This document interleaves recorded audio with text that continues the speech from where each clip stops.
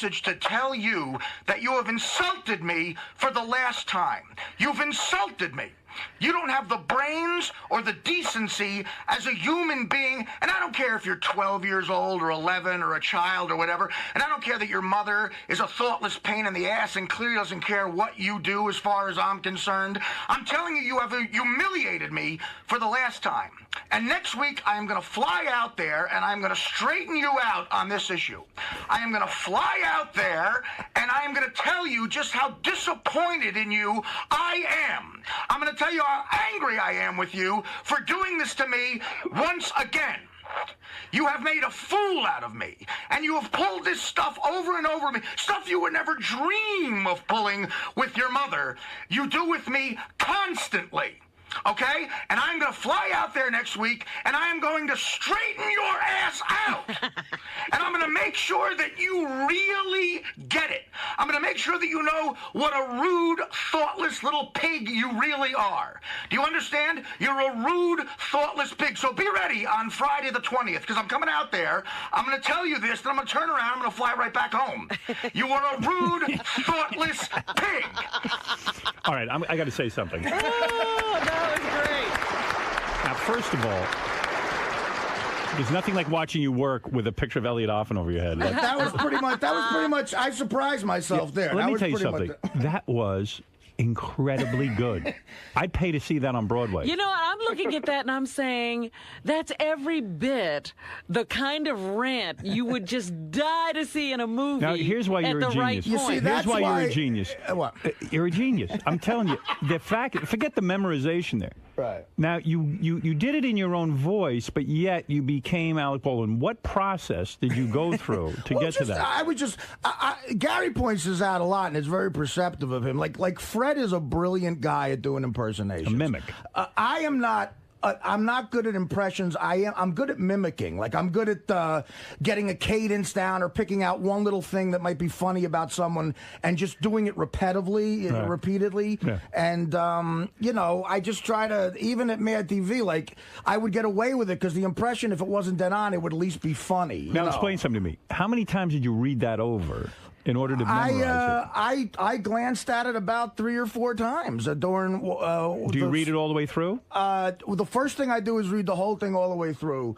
The other thing I do is I take it by paragraph and I write down with a pen the first line of each paragraph because that's like a bullet point. Right. And it kicks off as long. The hardest part, believe it or not, is remembering the first line of a paragraph or a monologue, because after I get that the last word in that sentence to me can kick off the whole rest of the thing. And it's Jesus. like, again, that what I just also did. The reason I get a lot of acting work in Hollywood is not producers care less about acting talent and more if you can do what I just did, because you don't waste any time. And I'm like, look, I may not be Brando, but I guarantee you will never be late on the day. I'll get my take in 2 takes. You can get to the stars close up, and we're out of here. You know what? I'm also thinking that should become somebody's set piece. Like when they go to auditions and they just great want monologue. them to do something. And how life in general. You're just gonna come in and hang out with the guys? Hang out, it's my favorite place to hang out. I got some presents to bring.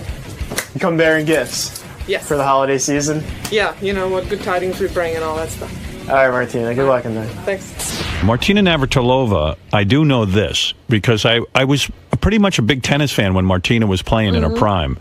She has 167 career titles.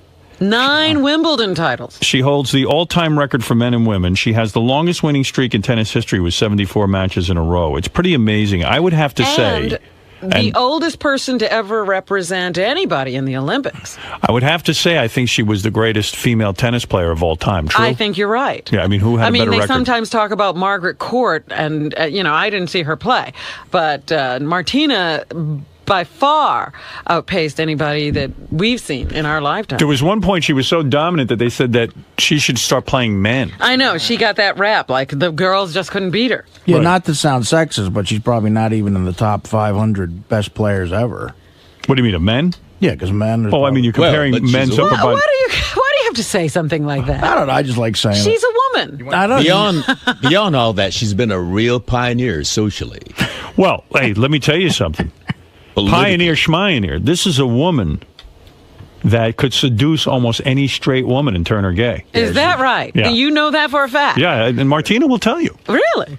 I think she will, yes. If you're a lipstick lesbian, she's got to be your ultimate. Let's get her in here already. Don't Why make me a wait. lipstick lesbian? Unless she's in the bathroom. Get her in here already. Because Martina seems like Right. she's she probably. likes a feminine girl? Yeah, and she's world famous, athlete. She can't be so- just seen with anybody? Is that what you're saying? Exactly. Let me handle this, but I think you'll see that I'm truthful when I say this. What?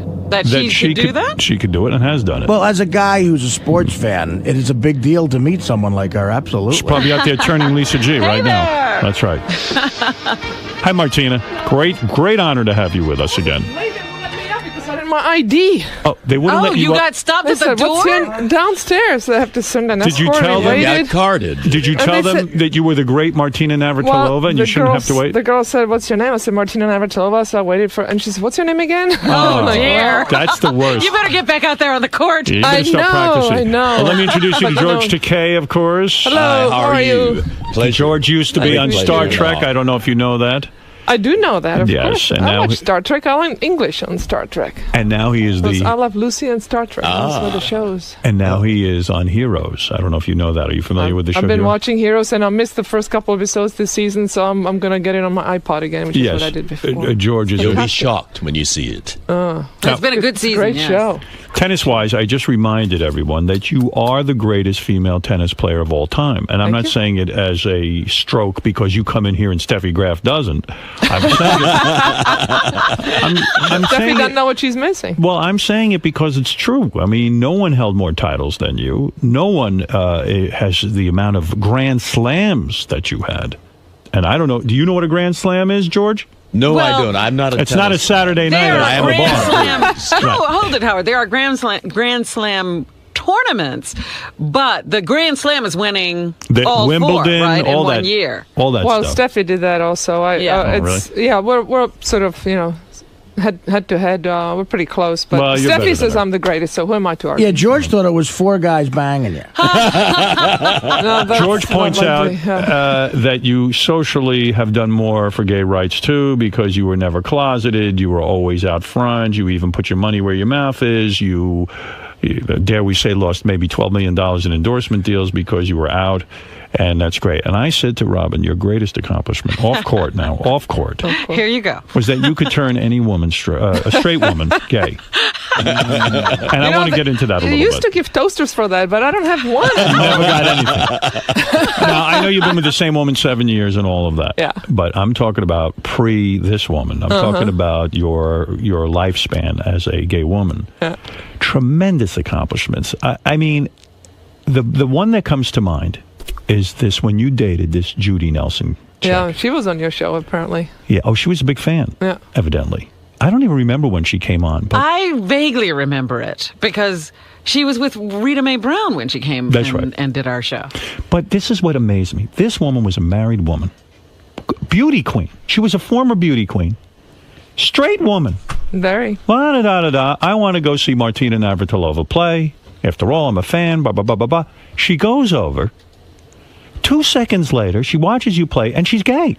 She dumps her husband and runs off with you. that true? I know. Well, 2 seconds? Well, she pursued me. Let's put it that way. Yes. Yeah. So Gorgeous. I don't know So what I then, had. Martina, you didn't I was turn pretty cute anybody back then. anything. She pursued you. She was. I was like shocked. Yeah. She went out. She came after me. So How did it's she like, okay. find you? How does one get even close to you? Her sons were ball kids at the tournament that we were playing. So she was involved with the tournament. She did play tennis and all that. So it was. Oh, so her kids were ball kids, the Yeah. ones that chased the ball. That's the greatest. I would love to play one game where someone chased the ball for me. I know. You didn't have to retrieve your own ball. That's why I love not retrieving the ball. And I'm always the asshole that retrieves the ball. I wanted to be the ball girl for Rod Laver when he played in Prague back in the '60s, but they only had boys; they didn't have girls. And How I was, unfair. So that was right there. Already there is some sexism going on, But- and even in a communist country. Go But figure. stay with me, and I hope I'm not prying. But actually, I am prying. But Yeah, come on. Well, I am- that's I am- what you make your big bucks for, prying. Martina, I am so. I was so in awe of this. That in other words, so the woman meets you. Do you know right off the bat that this woman wants you? Does she give you an indication that she wants you immediately, or do you? I mean, what is the move that a married woman becomes gay, moves in with you, dumps the husband, the whole thing. I don't know. We went out for lunch, and that was that. You went out for lunch. Yeah. You were attracted to her right away? Well, she was beautiful. True. Yeah. But you knew she was married, she had kids and all so that. I thought, okay, we just had lunch. I mean, I certainly didn't think anything was... Well, did she Did you, say something? did you ask her out to lunch? Or did she ask you to lunch? No, I think she asked me. She asked you? Yeah. If I can remember. It was, this is like 20 years ago. Understood. But wait a second, this is amazing stuff. 23 years ago. All right. Yeah. Wow. Oy. I don't remember this. Oy vey. I read about this. She says to you, Martina Navratilova, I love watching you play. You're wonderful. I want to take you to lunch. There's a signal implied there when she says, I want to take you to Is lunch, there? right? Is there not in your mind? Well, I didn't go on dates. So I didn't know. I really was kind of naive and, not that I wouldn't have gone anyway, but I didn't know. I mean, I don't think it was a surprise to both of us, actually. So you're sitting at lunch, and she's saying, oh, I'm a big fan of yours, and whatever. There's a connection immediately? Well, there was, yeah, obviously. You looked at her, and then 2 seconds, after lunch, did the two of you decide we must Did she make ever love? go home again? I mean, because she never... I don't really want to go there. It was a bit awkward there. I mean, but it did happen very pretty fast. awkward. It happened pretty fast. It happened fast. Yeah. So but she had problems with her marriage before. The husband walked out on her, and then he came back, and blah, blah, blah. But had she ever made love to a woman prior to you? No. No. So whatever it is you do in the sack... I do it well. I mean, my God. I mean... But she didn't know that ahead of time, did she? No, she did not. But listen, look. You're an attractive woman. I understand what you're saying. Martina, yes, Howard. This is an amazing accomplishment. Forget tennis. You would like Forget to have tennis. this effect on women. I would love to be able to do this. Well, you're a sexy guy. It's the No. personality. It's not the look. It's the You think whole I could persona. turn you? Do you think I could turn you straight? Maybe I'm. I don't know about straight, but yeah, we could have gotten it on. I'm sure. Have you been with men? Yeah. Oh, you have? My first boyfriend. Oh. Yeah, But it's not physical. Physically, I can certainly. I'm attracted Wait to a second. guys, but it's emotional. That's the thing. It's How old were you when you the were with a man? choice is who you have sex with. How but old the choice were is you? not who you fall in love with. How old were you when you were with a man? 17. 17. Yeah. And you were able And to 18. get aroused for a man Yes. fully? Yeah. Well, The guy- did he- Fully, it's as not in- the same as with a guy. Hold it. It didn't Well, take. It it's didn't physical. take. That's what I mean, Howard. it didn't- Physically, I can get it on with a guy. It's emotionally that I haven't been able to get it on with a guy. Since It's you are who fall 17, in love with. since you're 17, though, you haven't made it with a man.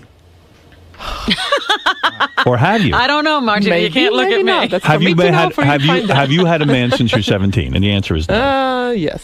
You have. Oh, that's a revelation. Why did you try? Why did you No, try I'm it not again? telling. No, I didn't. I'm kidding. You didn't? No, Real- I'm seriously? kidding. You really didn't? Seriously, So I you didn't. only tried a man once. Well, not. Jeez. Read my book. That's all in there. But wait, did you throw up after you had sex with a man? I mean, was Come it on, gross, bald, penis, the whole thing, the smell? No. Were you thinking about a woman the whole time you were with a man? I didn't figure it out at that point. I was a little bit, I was a little later than that. If a chick throwing up afterwards is a sign, I think I've had sex with a lot of future lesbians. Only gay women, right? But Martina, You know, what she's talking about is really normal. It happens that way with all gay people. I know you've made love to women. I have. Yeah, and and you say you successfully completed the act. I have. You said Yeah. you loved a woman. Well, yeah, You even I had had an a emotional long connection. relationship with a woman as well. It's what makes you. I think you'll agree with me, Martina. It's what you feel emotionally to the other person. Well, that's right? exactly right. But The I'm curious. Choice is, again, who you have sex with, but not who you fall in love with. Okay, That's but- what you cannot choose. Understood, but Yeah. I'm curious about Yeah. something. My friend made love to a woman who came out later that she was hardcore lesbian, married another woman, had a kid with a woman, the whole thing. He describes having sex with her, and he didn't know she was gay at the time. We were much younger. And he said to me, he showed me his penis afterwards. It was black and blue. Ouch. That, in other words, he could not get inside of her because she was very, very dry. The question I'm putting out there, Martina, were you dry? And were you able to enjoy having sex with a man? Oh, my God. I never had complaints, let's put it that Never. way, from either sex. Maybe I should make love to you. Maybe you would. Maybe it would be an interesting story if we tried. That would be quite a story, but I am very monogamous. But you know what? You are. Yeah, All right. 7 years ago, but it's a little late now. What if and I I don't would- think Beth would be very thrilled about Beth that wouldn't either. mind if I was with you. She would be honored. She'd believe make an me. exception. Would you be in the room too? Now we're getting somewhere. Wow. Oh, great. You know what? I'm not bringing Beth anywhere near you. with your track record. Honestly, I don't need you going to lunch with her. Crying out loud. You'll I don't- become the third How about wheel dinner? Mike Quick. You know what, Martina? Promise me you'll never seduce her because I would be so embarrassed that I don't want to lose my woman to a woman. You know what I mean? It Well, you wouldn't don't wanna even lose a matter period, I that it think. was No. Martina, a legend. You know, you could take that. I don't need that ridicule. You know, was it Pete Sampras you made love to? Oh, I'm curious. Never him, right? No. Never Pete, was, attracted to him? Pete is like 10 years younger than I am. I don't Well, know if so he what? likes older women that Who much. cares? All right, get back to this with me for a Yeah, second. all right. All right, With you. please stay Okay. with me. I'm with you. And by the way, Martina Navratilova, I don't know if you know this, is the AARP's new health and fitness ambassador. That's the retired that folks. old folks group. Yeah, and I'm one of them. 50 year and over, you get the card. But it's about being healthy and fit at any age. And I sort of defied the age when I was playing, winning at 50 and playing against 20-year-olds. So people when they're 70 years old, they can be doing things that 40-year-olds are doing. That's Let me all tell you it's about that AARP. They sent me Yeah, that. they could stop sending me those little cards. They sent me that card. I was so pissed. I was too. Yeah, you're a member. I mean, you're I know. eligible to be a member. Let's put it that way. Right. But if you need more information, you can go to aarpfitness.com. And Martina's heavily involved with them. And she's a health and fitness ambassador. And who better than her? I have to Who tell better? you, Hear, her hear. book is an amazing guide to regaining your health and changing your diet and having the incentive, the mental incentive. Artie, I was going to recommend your Artie. book to. Can He's you do- listening. What He can is you do for amazing. Artie, Martina? If you're a health ambassador, I mean, look at the guy. He needs some help. He's I would desperate. make him play basketball every day. You like to play ball, right? I do like playing basketball. So Yeah. you just have to just Make get it you on fun. the court, make it fun. That's what I don't like to be on the treadmill. I want to play a game. I want But to at make this it fun. point, I used to play in a regular game, but I got so Obese. well, I just wasn't a good teammate, and the other guys would get annoyed. So, I mean, you'd have to pay the other guys to pretend they're interested in the game. I have a deadly outside shot. Deadly. Artie, what about you playing basketball every day for an hour? Well, I tried. I gotta ease up into. I gotta drop about 25, 30 pounds before I'm able to do that. Now, Artie, you can't wait. No, You just got to start play. doing something Yeah, now. you got to Look, break the cycle. He's even Yeah. sweating now, It's- Martina. He's gotten very Sitting heavy. up is making him sweat. Well, tell the colored kids by my house to let me in the game. They don't like you. They're all like, I mean, You're slowing them down. By the way, Artie, describe to Martina what you ate this morning. He had buttered bagel, Hawaiian punch, And a caramel macchiato. and a caramel Yeah, macchiato. no, there's a combo. Could you That's a combo imagine? meal that A I would bag not of- put Is there together. anything wrong with what he's eating? And chocolate chip cookies. a bag to of boot. chocolate chip cookies. But the good thing is, it's a day where we had Richard in here naked, so I can't eat anymore. Martina, what's a good healthy Were they breakfast? organic? That's what I want to know. What's a good healthy breakfast for a guy like Artie? Guy's obese. He's getting a little too heavy. And Well- for him not to feel deprived, Right. because he does. He feels terribly deprived if he can't have these yummy foods. Well, Yeah, should I well- read? Should I read to Martina my problems in descending order? Oh, yeah. Yes, Now, is this is from problem. a new article in Playboy magazine. They did a big write-up on Artie, a big article. Yeah. And the guy lists the top 5 problems with Artie. Now, listen to this before you make your diagnosis. Go ahead. Lang's got problems, big ones. They are in descending order of immediacy. 1, gross obesity, attained through eating everything but most notably cupcakes, devil dogs, pasta, and Hawaiian punch. He's put on a good 100 pounds in the past year. 2, alcoholism by means of Jack Daniels and Patron. 3, heroin. 4, cocaine, preferably snorted off the bosom of a Vegas hooker. Oh, dear. And How's that sound? five, loneliness. Lang shares a 2-bedroom apartment in New Jersey with a plasma screen TV. All right, Martina, that's a case. Yeah, fix this. As a fitness ambassador, does that one stump you? It probably does. It's kind of hard to get started, but that's the thing. It's people don't know where to get started. So I would get him a dog and just make him walk around the block. Oh, once a a dog. he week. can't do that. He hates dogs. He hates dogs. That's not good. I hate dogs. What Dogs do and you children. like? What do you like to do? I said, well, you touched Basketball. on something with basketball. I used to play in a softball league, but I was able to gain weight somehow playing softball. It's drinking beer yeah, between right. innings. Right. I think Patron and heroin. We had a league that I played in. This is actually the truth. One of the leagues I played in before it got shut down by the town because it just became insanity. Every base was a quarter keg of beer. And you had a cup in your back pocket.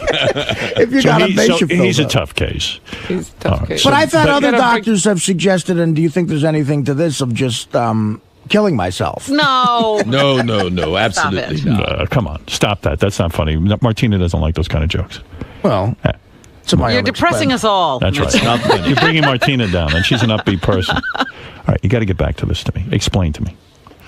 So you and a married woman go to lunch. Yeah. She hangs out with you. Girl talk. Does the talk get romantic right away? No, not at all. Not at all. No, but she kept looking at me. You Staring. know, it's that eyeball Right. connection. I'm like, what is, I was like, And you're what's probably going like, on here? this is I thought you were confusing. married. Yeah, I was. Right.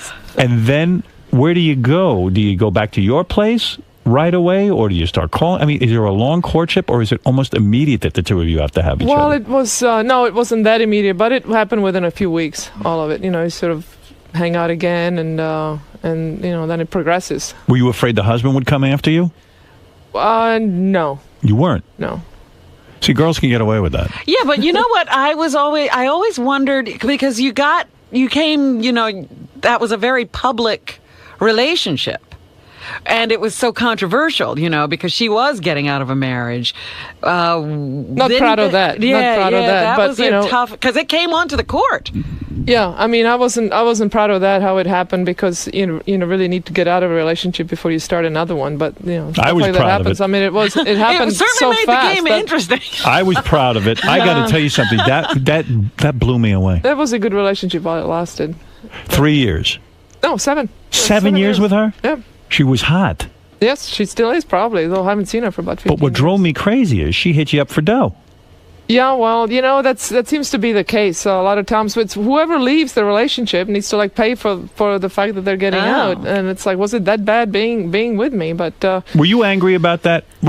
I would have been. I mean, you lived with her for 7 years. You probably gave her, gifts, we had lifestyle. a good lifestyle, yeah. Good lifestyle. But is she entitled to any of your money because you dated her for 7 years? Well, it wouldn't be different because it's gay or straight. But the thing is that I was making all that money before she came into my life. I was number one player in the world when we Right. got together. I was still number one when she left. Yes. Now Or you're when we thinking like split a up. dude. Yeah. And it wasn't, I certainly offered her a good settlement, but she wanted more because she said she did everything but hit the tennis ball. Oh, these broads. A minor detail there. The hitting the tennis ball is Is the major a lot thing. of people can do what she was doing, but not very many people obviously can do what I was doing. You see how girls are? But it's, I think Yeah, these every broads, case is am I right? individual. Every case is individual. I And felt it's bad for hard you. to paint it with a broad brush. I felt bad for you because, I feel bad for a guy. I'm not saying a woman isn't entitled to something in a marriage or this, that, but you weren't even married. You were dating.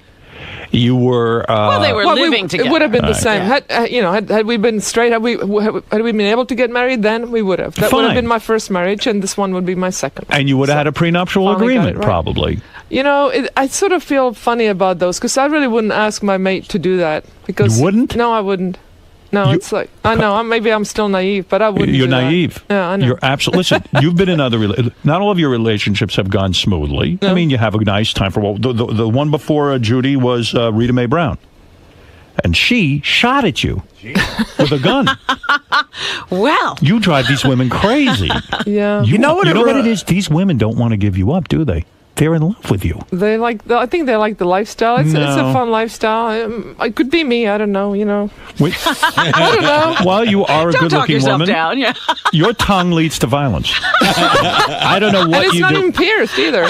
You know what it reminds me of is Michael Jordan's wife now just broke the record. But wait a Got second. 168 million, and that's a record, and people say she deserved it. And much like you, Martina, he's an athlete. I didn't see her. She wasn't the one hitting the shot She did against everything Georgetown in 1982. But make those baskets. I never saw her on the court Wait a once. second. Wait a second. So how long were you with Rita Mae? 1981, I'm taking. year. A year. Yeah.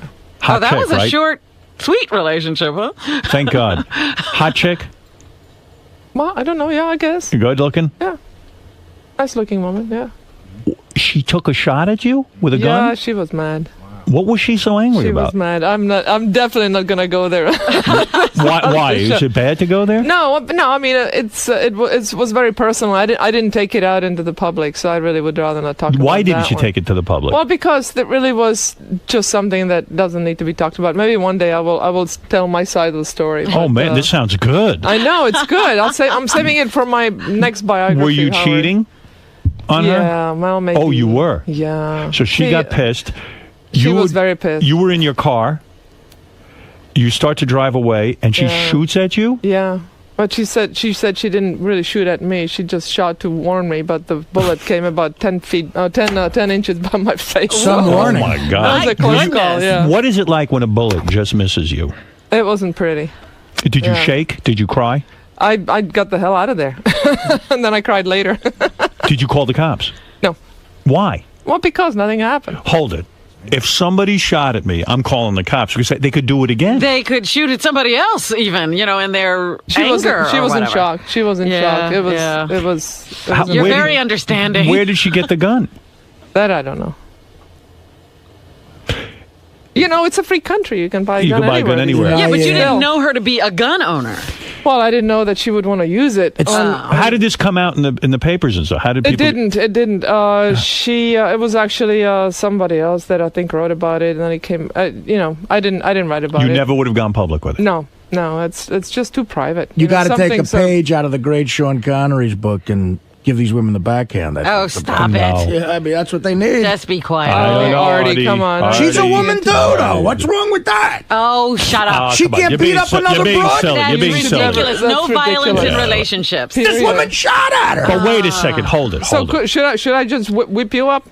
Yes, beat him up. Yeah, guys beat women because they can get away with it because they're stronger physically. They should not I'll do never do that in a million years. But another woman? Artie, come on. It's not the right answer. Artie. Martina. Martina. Two broads can fight. She's an athlete. It would always be a mismatch. Wait, she's not a man. Horrible. Martina, I don't understand something about your personality. I don't know you well. In fact, I don't know you at all.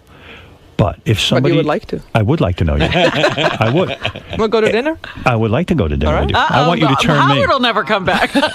She could turn you lesbian. I want to become a lesbian. I think I am a lesbian. Martina, if somebody shot at me, I could never sleep until it was somehow resolved. In other words, I would be nervous that they would want to do it again. No, that wasn't going to ever going to happen. I knew that. How did you know that? Did you talk to her? Just because of what happened afterwards. I mean, she was in shock. She literally couldn't move for a couple of days afterwards. Wow. Yeah. Wow, you must have really pissed her off. It was a bad moment, but again, God, it's like another lifetime. You talk about it. It's That's like it wasn't even you. It was That's a wild story. It was. You know what someone once said to me? They said, boy, Martina was really bold in her day before she got settled down. She would just go up to a woman that she liked and she'd just stare at them. That's not true. I know, but when this person said it to me, I said, what do guys do? But I never did that. I would be too embarrassed if they didn't stare back. I'd really Martina, literally let them come to me. You're like Burt Reynolds. I think I was too scared that they would say no or that I would embarrass them. I completely never went after anybody. I would, check them out up and down, check the body curve. Were you scared to go? That was it. Were you scared to go back home after that? No. Not at all? No. You were brave. It was awkward, of course. But how did you know it was safe? Well, because the gun was no more there. How did the gun disappear? How did you know it was Well, there were gone? some people that lived in the house, caretakers. So they were sort of taking care of the so they witnessed this and they said, we have to now take care of this situation. Yeah. That's unbelievable to me. But that was at your house? Yeah. Oh. Right. Charlottesville. Let me ask you this. Was it weird That's to you? why I think it's not a good thing to have guns in the house. Yeah, I would say so. But later on, Rita Mae Brown and Judy Nelson hooked up, right? They became a couple. That was pretty weird. Was that a revenge thing against you? They apparently had a good time. But it didn't last very long. I think it was like a year thing. I don't know, but that was weird. Like if one of my ex-girlfriends hooked up with I don't know, like someone that I dated before that, like it would seem like a revenge tactic to me. Like all of this commotion goes on around you. That's what I admired most. You have all these women shooting at you, suing you. I mean, it's like it was an interesting life. You're like a drug to these. You don't know the half of it. Oh, I can imagine. Orgies, I bet. No, I missed out on that. I don't believe it for a minute. I know you don't, but honestly, God, I mean, it's God. Never two women at once. No, I don't believe it. No, well, I know. I don't. I always thought I would have a three-way somewhere there, but it just never happened. Boring. Is there a great story somewhere in you where when you were #1 tennis player in the world, a very famous woman, and you hooked up? Is there anything like that in your past? Unfortunately, no, that didn't happen either. I think there's more of a book in you than we know. I think there is something like that. No. There were some possibilities, but it just did not happen. Damn. I missed out on a lot more than you think, I thought Robin was falling for you. Robin is, I can't I'm even being get serious. Martina to dinner. No, I feel like I heard, and you were kind of interested in Robin. I think you were. Not interested. I'm interested in her as a human being. I am married and she's straight, so it's like perfect match. Right. We can just go out and have a good time, and there is no stress. She actually gives me advice on men. Yeah, I did. What you think about Florentine? Have you met Martina's wife? No, we're never in. She's always But I traveling brought for presents business. from her for you. Is here. that right? This Is she awesome super for you hot, guys. Martina? Is she younger She's than you? cute. She's young. She's older. Older. She's a couple years older. I am shocked. I know. I am shocked. I always pegged you for the younger, hottie. It was weird because I went from always being the youngest person in the room to now being the oldest, except for my maid who is older. But You've dated older women before, right? Yes. Well, most of them were older. Nancy Lieberman, basketball player, was older than you. Yes. No, she's younger. She is? She's younger. Yeah. But Golfer Sandra Hine? Haney. That was Haney? when I was like 19. Of course she's older. I was 19 years old. That must have been hot. You, a 19-year-old Martina Navratilova, and an older woman. And Sandra Heine. Heine. You and Sandra Heine. And what a name. But the thing is, people. I lived with the women that I was with. I lived with them. So it was very public. Everybody. What do you knows do about to it. these women to get them so crazy? Teach me. Let me sit at your feet. Well, we're gonna have to go out. No, seriously, what is it? Do you? Is it the? Is it technique? Is that what you're asking? They always say that women make better love to women because they'll spend time caressing, the foreplay. Now, I know Beth doesn't even care about foreplay. Mm-hmm. She must be very hetero. She's super hetero. Just Grand Slam, thank you. Wham bam, thank you, ma'am. But I think she's super hetero. Who knows? It could be an act. You get these girls around Martina. She didn't know she liked all that touching. What a powerful woman you are. Well, thank you, Howard. Super impressive. Forget the tennis accomplishments. Forget the tennis. I know, it's just, It's amazing. By the way, she do you have a technique? Do women say you're just great in bed? Well, like I said, Howard, I had no complaints. You and your lover now have been together 7 years, your wife. I think Not a legal wife, but one day, hopefully. Let's hope. When this nation wakes up to human rights. Of course. When two people are happy, let's let them do that, whatever they want. Leave everybody alone. Let people find love where they can. I'm so with you on that. The gender shouldn't matter, right? Absolutely. Yeah, I'm ready to turn fruity. I got to do something. Isn't this sounds like fun, right? No, just equality. Sounds like fun. Yes. George, you're not officially married yet, are you, to Brad? Well, we can't be. Arnold Schwarzenegger's in the way. Right. The California legislature passed a same-sex marriage. Would you marry him if Arnold Schwarzenegger said it's okay? Would I marry Brad? Yes. I would, and you have an invitation to the wedding. I would go. Yeah, we keep trying to arrange a meeting between you and Arnold so that you can talk to him about that. But You have tried, yes. I want to learn from Martina how to And get... privately, Arnold agrees with it. You know that he does. Yes, And but that's he the always, problem, as a that politicians politician- say one thing and then Right. mean another. think- And that's what I like about you, Howard. You say exactly what you think. You don't care. I think George Bush is not against gay marriage. Oh, he's not I either. honestly believe that, and I think he panders to the right panders wing, the big time. religious right wing. And it was the same with Reagan and Bush. He supported Senior. an It was amendment all to of the it. Constitution, Yeah. George Bush. Are you saying politicians can be two-faced? Would you Yeah, ever? but they do make strange bedfellows. Or Would you ever be toilet stall attracted fellows. to Ellen DeGeneres? Is that your type? I don't see it. No, not quite. I didn't think so. Why? I don't know. Just not. It's about the whole look, the personality. Rosie O'Donnell is not your type. You like an in shape kind of woman. Would you go out with a heavyset woman? It wouldn't matter. It wouldn't matter. It's really the person, you know. Oh, come on. No it fat is. chicks It on is. your list. It's like Robin would be more my type than Rosie, but I don't know yeah. why. I mean, I know why.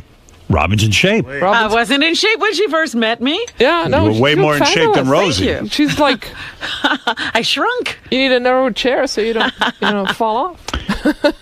I am fascinated by all things in your life and fascinated by your technique.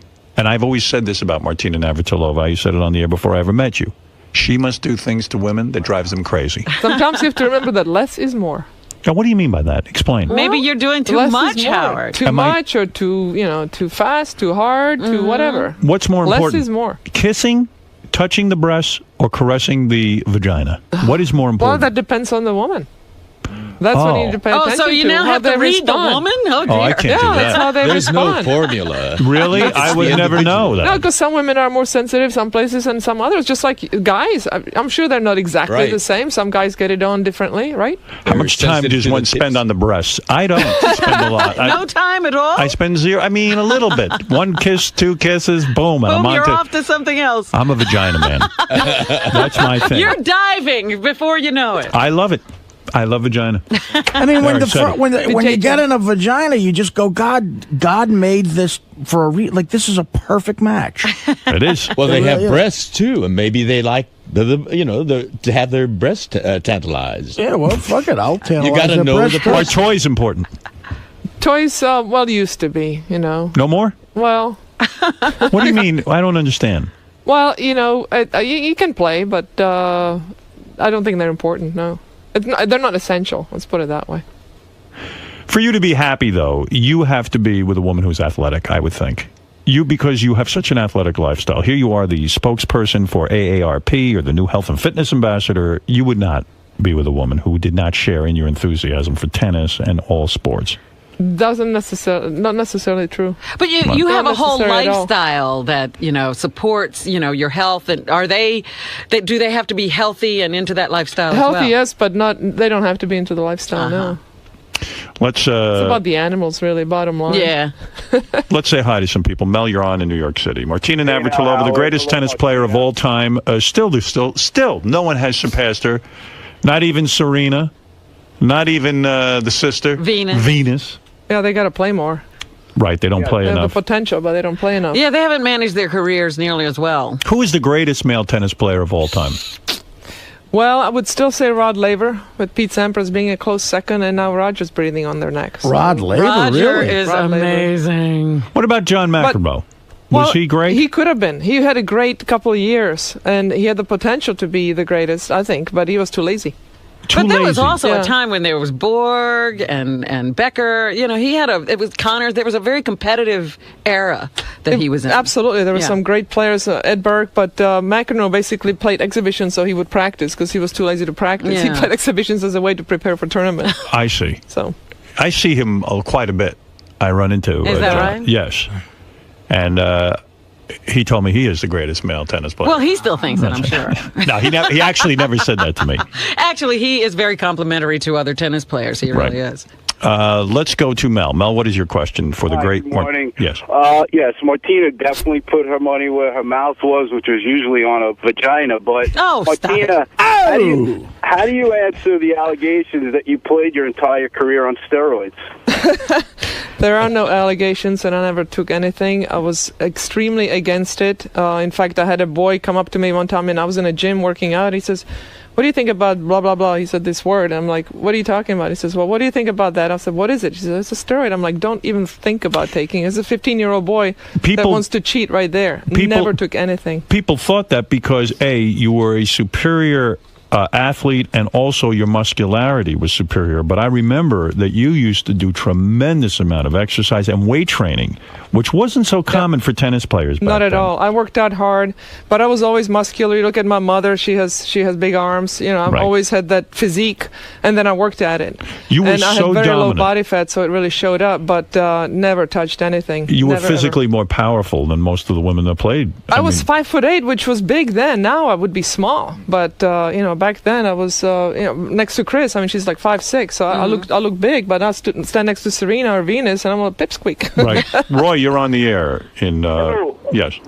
In Ohio, Martina, Yeah. back in the 70s, Chris Everett was so hot in that little tennis skirt. Did you ever fantasize about She's her? pretty cute. She's Did you pretty want? cute. I could see that where you would be attracted to her. Well, Chris would be my type, but it was so tight in that we played against each other. You really didn't go there. Did you ever think about her alone at night? No, You I never really fantasized? took it that far with any of the players. It was like they were too close. When you were a young girl growing up, who was your fantasy girl? Was it anyone in the movies, an actress? Who was the girl that defined what you wanted in Back life from a then. partner? I don't know. I guess. Gee, I can't even think. I mean. I know in the book you admired I know. Audrey Sophia Hepburn. Loren. Sophia Loren. See, I'm happy for you the way your life turned out. I think you're a content, happy woman. You're content in your own skin. because I think your father was very rough on you. I see this with a lot of athletes. Your father, dare I say, was absolutely nasty. He said he'd prefer you to be a prostitute than to be gay. Well, when he found out that I was gay, but at that point I was 25 years old.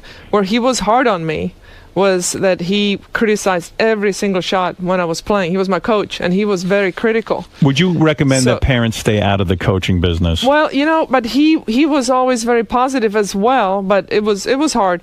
But when he turned to you and found out you were gay, at 25 years old, I don't care how old you are at that point, when your father, your mentor, the guy who was your coach, blah, blah, blah, blah, blah, he comes up and says, I can't stand your lifestyle. I would prefer you would have been you sleep with a different man every night. Right. Yeah.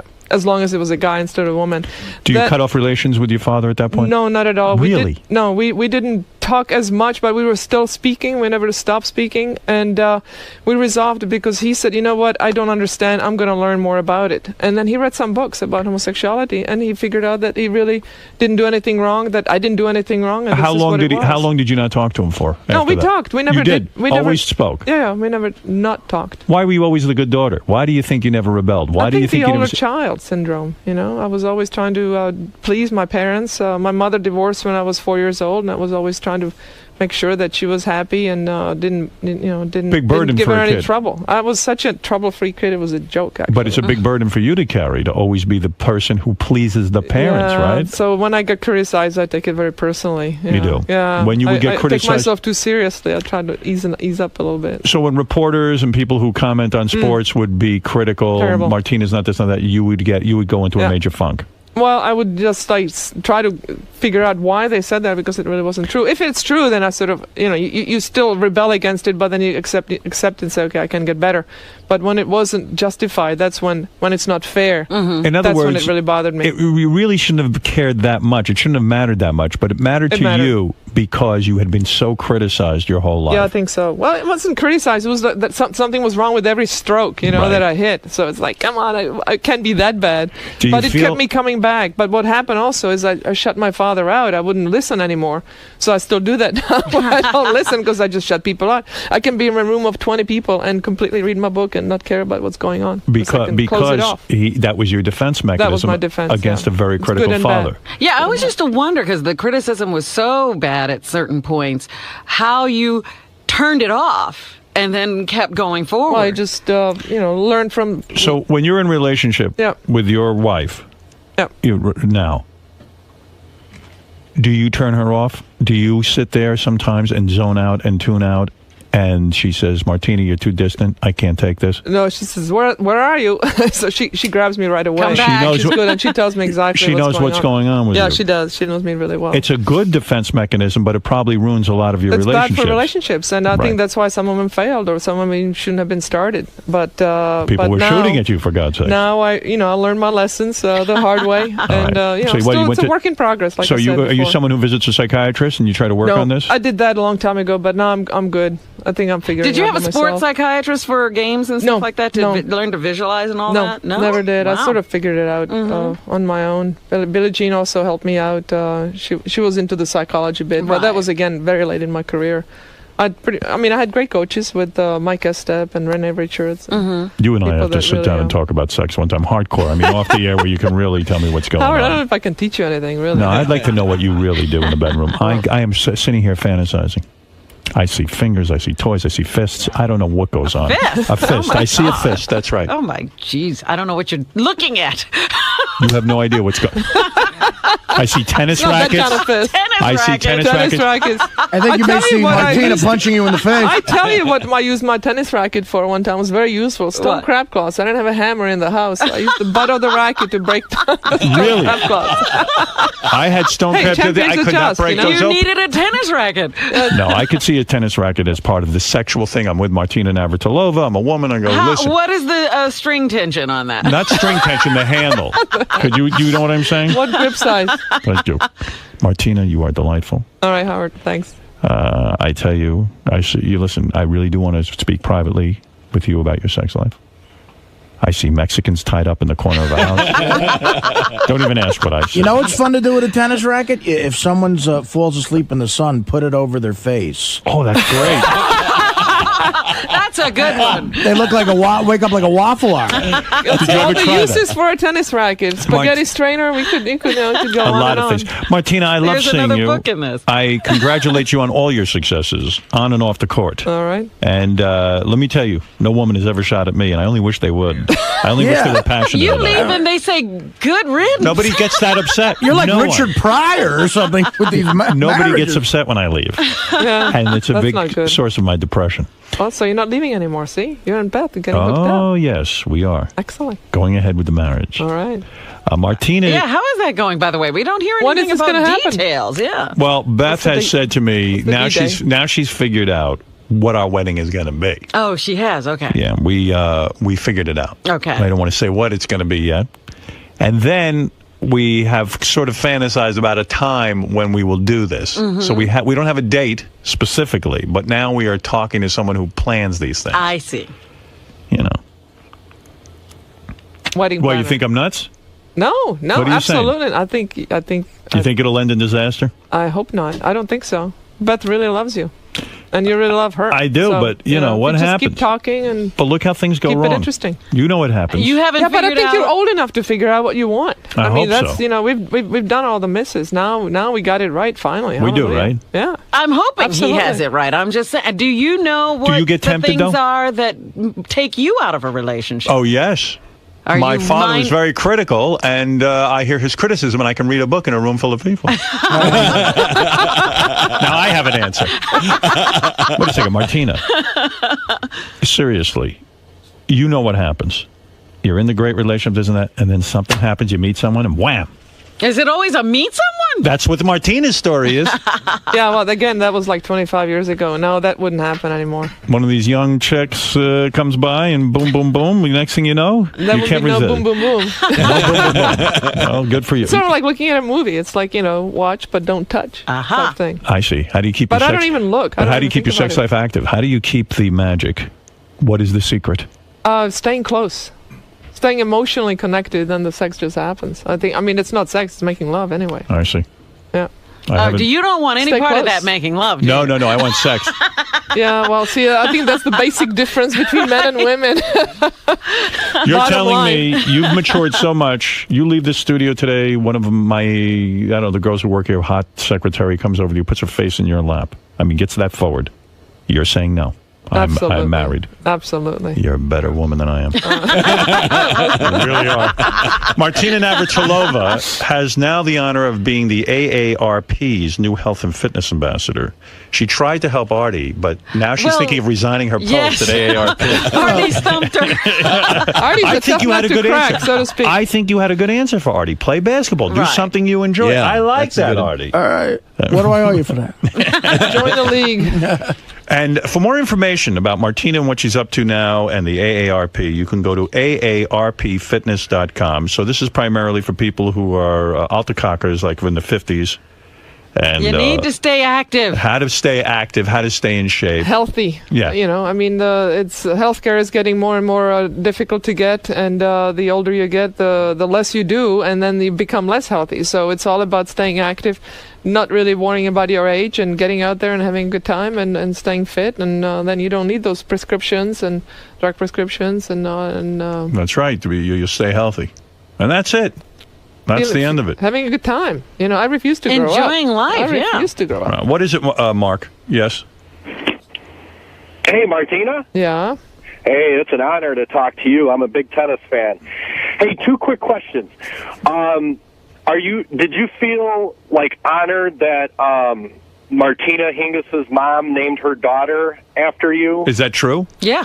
She did, and that's I was expecting some weird question. That's a very nice question. Thank you for that. Yeah, what do you sure you're calling appreciate into it. the See right what show? what the second question is, we don't know yet. No, the But question no. to me, did you go down on Martina Hingis?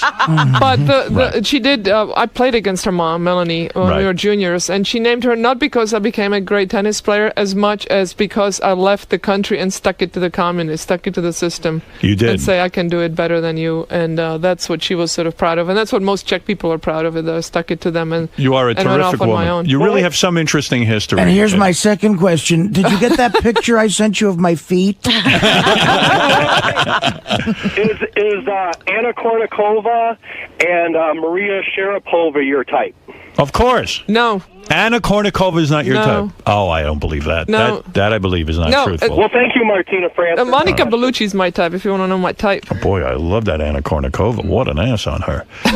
Bob, certainly you must have an abnormal question in Paramus, New Jersey. Hey, good morning, everybody. An abnormal We're question. looking for abnormal questions. Of course. I mean, what kind of question would After all, what is normal about a cycle and a washing machine, right? But that is an honor when no one names their child Howard. I think there are a lot more Howards I don't coming see into any. the world now. I think you'll see that now. Yeah. You do? Yeah, We're why still not? waiting. I'm still waiting for somebody to die and leave me a bunch of money in there from their will. That would be cool. Yeah, I keep waiting Yeah, for that's that a real one. fan. Go ahead, Bob. One final question, then Martina has better things to do than to sit here all day. What is it, Bob? Martina, I was just wondering what kind of panties you were wearing. Now, there's the question with it. Martina, You really have to know? do you wear a thong? No. You don't. Why? Grandma panties? Nope. You don't wear panties. Look at you. You do not wear underwear? Nope. Wow. And what about your pants? There's More no. comfortable. You just wash them. You wash them more. You wash them. Look at you, Robin. There What do you you are. think of that? I'm shocked. I love that answer. Well, good for you. Now I know why you're so lovely. That's why I don't have panty line. I don't have to worry about it. Good for you. Martina Navratilova is in shape, by the way, and she is an excellent ambassador for the AARP. Certainly, as we age, you have to stay in shape, and you have managed to do it gracefully. You have to be active in Right. securing your health. And play basketball. And go on my website, find out more about what else I do. Yeah, find Play- out more. Paint with tennis balls. I with talked tennis to them balls. about Paint with that when you were. tennis I saw balls, that when you were doing the French Open. Is that what you're doing? You paint with tennis balls? Yeah. That sounds like a lot of nonsense. It sounds like it, but go look at the pictures. It looks good? It's fabulous. Yeah. Do you have one, Robin? I don't have one yet. Are you going clubbing? bring you a painting Are you next going time. clubbing this weekend with Robin? No, I don't think so. Is that where you hit She people is over the head never with in a one club? place at one time. No, not that I would kind of love club. to go dancing. No, You would? I Really? but We're I need a going- couple of like tequila margarita thingies before I go. Robin, We are why- going to the cookie party first, and then we're going to dance. They're going to dance. All right. All right, maybe you'll go. If you want, Martina, I could bring some ecstasy to the party. I'll Oh, be there. stop it. Actually, I have a hockey tournament to play this Have you weekend. ever tried drugs at all? Have you ever tried pot or heroin or I think ecstasy? I'll plead the fifth on that one. Oh, you have tried a few Yeah, things. not the kidding. heavy duty stuff. 70. Well, she's Again, around the 70s. 70s and 80s, but it's a long. Again, You don't it's a smoke long weed time anymore? Ago. No. You tried it. Yeah. Long Anything time heavy? ago. Quaaludes? No. Hash oil? No. Psilocybin? Mushrooms? Well, I'm a lightweight. I'm such a lightweight that when I painted my fingernails this morning, I got high off the nail polish. Oh, I would love to be like that. I'm a useless lightweight. One beer and I'm happy. Hey, I have a question, a tennis-related question, real quick. Do you think, was there any professional male from your era that you think you could have beaten? Oh my God, he's always with he's this, hung up on that. this, Depends how battle old of the they are. sexes. Well, I'm curious. You know? I'm curious. Do you think, was there a guy that... A ranking tennis player that she could beat. Yeah. Sure, there were plenty of them.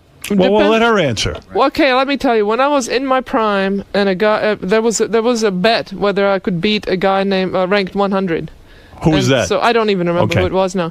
But on grass, when I played my best against a guy that really was a much better, like a clay courter, that wasn't a specialty. I would have liked my chances. Really? I believe it. But Against a ranked guy. Yeah. against the right guy. I had to be the right guy. No big serves, because it had to be somebody my sort of physique, not Yeah. somebody that could just overpower me, because it's so much of it is power Right. and But and height. it's much like running. There are plenty of those elite women that beat elite Right. male athletes. Just maybe not the running. top guys. Yeah, Right. just not the guys who Yeah. are the fastest. Because years ago on the For show, that, I- you need to cheat. You need to do the steroids. And Right. that, again, That's I a whole did nother years that. ago on the show, I was ripped off. I beat a basketball player who was a woman, and they gave it to her. No, They gave her the that's ring. another story. Well, you fouled out or something. I don't know. Martina, thank you. All right, Howard. Thanks a lot, guys. AARPfitness.com. We're going to take a break. We'll be back right after these words. Martina, how'd it go in there today? Excellent. You had a good I time? was on the couch for a long time. I was like, God, he didn't go to a commercial. This Now- is great. Howard wanted to talk a lot about your sex life. Yeah. Is that hard to talk about? Well, I don't talk about it that much with my friends, so kind of talking about it in public is pretty much the same thing. It's like too much information. But he always gets out of people more than they think they're gonna say. But I really didn't say anything that I wouldn't have said to anybody else. But Howard is a good guy, so I give him a little more. And he seemed to be a little jealous about how no, he wants to know you could more. pick up chicks better than he can. Well, I don't know about that. I think he beats me on that account, but he's definitely curious about what's my secret. So.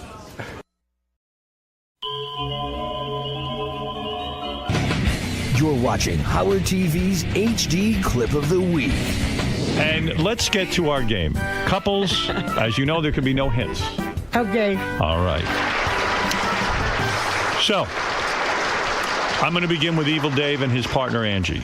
Remember, the couples that match the most walk away with $5,000. Oh, my God. That's good money. Dave, can you use $5,000? Oh, yeah. All right, so let's see what happens here. Also, we should tell Angie that if you blink 3 times real quick, we will get you help. Well, I'll take off my glasses. George and Brad, I know you're very wealthy men, but I'm sure you could always use a $5,000. We have a good charity to give it to. Okay, that's very sweet. Blue Iris and Ron, I know you need the money, right? Yeah. Right. All right, so think carefully now when you answer. We're going to start with Dave and Angie. Robin, who's your money on? I gotta say, it's gotta be Brad and George, don't you think? What do you say, Artie? I'll tell you what, I'm gonna put my cash on Blue Iris. All right, and let's say no one is going with Evil Dave and Angie. Nobody's taking Evil Dave and Angie. You never know. All right, here we go. Country. First question, free country, right? Here's the first question. Angie, we asked Dave, when your partner orgasms, where does the sperm go? Brad is laughing, but it's not your turn, Brad. Okay, Angie, so you're having sex with Dave. Okay. All right, try to picture that. All right, try to imagine it. Your wildest imagination. And your partner has an orgasm. Okay. Somewhere that disgusting, gooey stuff has to go somewhere. Where does it go? In me? Inside of you is your answer. Yeah. Well, that's not a match. Dave said on the bed. He says he shoots his load onto the bed. See, I told you they weren't having I don't want to sex get you in trouble, for God's sakes. All right. Why don't you know what goes inside of her? Huh? How do you not know what goes inside of her? Well, you know. Well, you know what? Angie, how could he not get that right? I don't know. He's a little crazy. He's a little out of it. Have you Right been- of center, yeah. Okay, all right, okay. Right of I'm gonna center? I'm going to go to George Takei and Brad. George, when your partner orgasms, this is what we asked George, where does the sperm go? When I have an orgasm. No, with when George? George has the orgasm, where does the sperm Oh, it end goes up? in me. Where in you? I think that's a clear enough answer, Howard. Does it go... all you will say is be truthful. In my mouth. Well, let's hold up the sign, George, and hold sure up the enough, there it is, the mouth. You That's got it the right. match. And of course, you run into the bathroom and spit it out, and then gargle. We got the whole detail. Brad, congratulations. I'd spit it out too. Thank you for that. That is a point on the board for our couple. Brad, you and I have a lot in common. I would do the same thing. Why not just swallow the whole thing? I don't know. Didn't somebody say once that you shouldn't swallow? Really? I heard that semen might. We might have said stuff that. in it. Yeah. Do what? I don't know. I thought Bounce it's not back. clean. Bounce back. You heard That's it might what not makes be babies. Yeah. George says he doesn't care that you go and spit it out. I thought maybe you would swallow it to show your love of George. I'll start doing that. Don't do us any favors. It's okay. I totally understand your point of view. Believe me. I understand it. All right. Blue Iris and Ron. Ron, we said to Blue, when your partner orgasms, where does the sperm go? Ron, you certainly must know where it goes. Where does it go? In her Where? mouth. In her mouth. Blue, hold Blue up the sign. said- And Blue, what did you say? You said mouth. All right, we've got a tie game now. Blue Two Iris of our and Ron. couples are on the board. All right, Evil Dave and Angie, you're going to have to do better. The second question. Let's start with George and Brad this time. A lot of blowjobs going on. Yeah. See, nobody's blowing me. All right. We said to George, Brad, what's your partner's favorite sexual position? What did he say? This is about you. What's your favorite sexual position? Do I get multiple choice? Nope. No, you don't. Just describe what your favorite is. What do you like the best? Brad's favorite sexual position. That's right. Not George's. That's right. How do I describe that? He can't help you. Carefully. I guess lying next to George in bed. Go ahead. No, He can't answer. Sometimes He can't answer. He can't masturbating. answer. Lying next How to you George when you're masturbating? lying? How on your stomach? On my side. On your side. Lying on your side next to George. Well, let's take a look at what he said. He said you would say on his back, so we can't make it a match. But no, George is on his back. Yeah, but I'm on my side. But you like Well, being you on your got side. a match. You got to match the game. So it I didn't don't know. matter. Well, you do it sometimes on Isn't your there a side, judge? sometimes on your back. No. Well, let's go to Blue Iris and Ron. Ron, what did Blue say? What's your partner's favorite sexual position? What do you like best when you're with the lovely Blue Iris? All fours. All fours, doggy style. All right, that's fair enough. Let's see what the match is. Doggy style. That's my team. Wow, Blue Iris and Ron moving ahead with 2 points. I didn't know anybody could match with Blue Iris. Angie, we said the same thing to Evil Dave. If, If you had to choose a position. What's the fave? I like missionary. Missionary position. Let's hold up that sign. It's missionary. You're on the board. Occasionally I do something right. You sure do. Thank you. Right of center. Next question, we go to Blue and Ron first. If you could change one thing about your partner, what would it be? So we said to Blue, you can change anything you want about Ron. What would did it she be? choose? What did she choose? She wanted to change. I mean, you seem perfect to me. Yeah, you got it. But what would she change about you? What should she change about me? What's the one little thing? One little thing. One little thing. Come on, we're running out of time. I'm going to have to give a no answer. Just come up with something quickly. I don't want to see you guys miss a point. All right. Well, argue. You argue too much. Well, no, I don't think that's a match. Blue, what did you say? Hold up the sign. No. You said more energy. She finds that you're older than her and you lack energy. Yeah. Yeah. Is that true? True. Blue, well, he didn't get the match. I'm sorry. Sorry All right, about but you're that. still in the lead. Let's go to Evil Dave and Angie, who appear to be the mismatch of the century for some reason to us, but they've proven they are really lovers. All right. We said to Dave, if you could change one thing about Angie, what would it be? He always says I'm too bossy. Too bossy. Let's take a look. Dave, what did you have? Too bossy. Wow. Yeah. Look at them coming You know what? That's a real couple. I mean, I think so. Look at them coming on. Brad, what did George say? I kvetch too much. What? Kvetch. Kvetch too much. You. When you say kvetch, you mean you. What is it? Complain. You complain too much. Yeah. All right, George, hold up the sign. You are too controlling. Now, the judges, is that... Well, that's part of kvetching. Well, I'm sorry, it's not a match. It's just too broad a category. I'm going to have to take it sorry, away. George. I'm sorry. It's not a point. Oh, dear. All right. Well, we're going to get to our final question. Semantics. And the only reason this is the final question is because we are definitely not going to have a tie. I don't think. We're going to see. We might. What's the score? Well, actually, we might. Evil Dave and Angie have 2, and Blue Iris and Ron have 2 in a stunning upset so far. George and Brad are behind with only 1 point. How could that be? Shocking. Kvetching is. Hear the bell go to geography. It's not controlling. It's complaining. Well, it's controlling is a different thing. It's a way of. I'm sorry, George. Yeah, but you didn't say the thing. Yes, Judges agree with your call. Yes, the judge is older. It's a bald director in the back there. You've just watched Howard TV's HD Clip of the Week.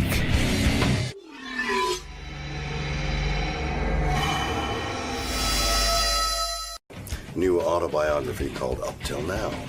Wonderful book, getting great notices. A lot of people are buying it, and I'm urging Howard and his whole audience to take a look at it because it's filled with laughs. It's also a meaningful book to me, so I recommend it highly. And I'm also looking forward to being on Howard's new show. I keep reading Uncensored, Sirius Radio, and I don't know what that means because he wasn't too censored before, so it looks like a big adventure coming up.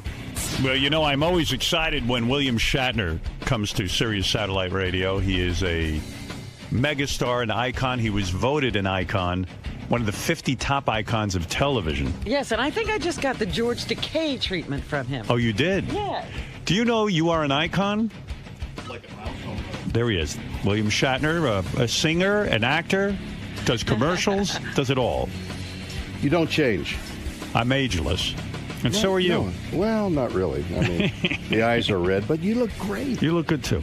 And the setup is almost exactly the same as the old radio thing. We didn't want to throw you. Yeah. Huh? We didn't want to throw you, so we kept everything the same. No, it's really remarkable. William Shatner, I was just about to say, you were voted, I believe, by Entertainment Weekly or one of these magazines, one of the top 50 icons on television of all time. They could never forget you. Like my mother would say, when you get 98%, what happened to the other 2%? Where in the 50 did I rank? Well, you know, it's funny because in your new book where you write candidly and honestly about yourself, you say you never watched a Star Trek episode. You are an icon because of Star Trek, and yet you never watched an episode because you think you were a shitty actor in Star Trek. You didn't like what you did. Well, I wouldn't have put the word shitty in front. What word would you put? What did you say? Superb, but I couldn't recognize greatness.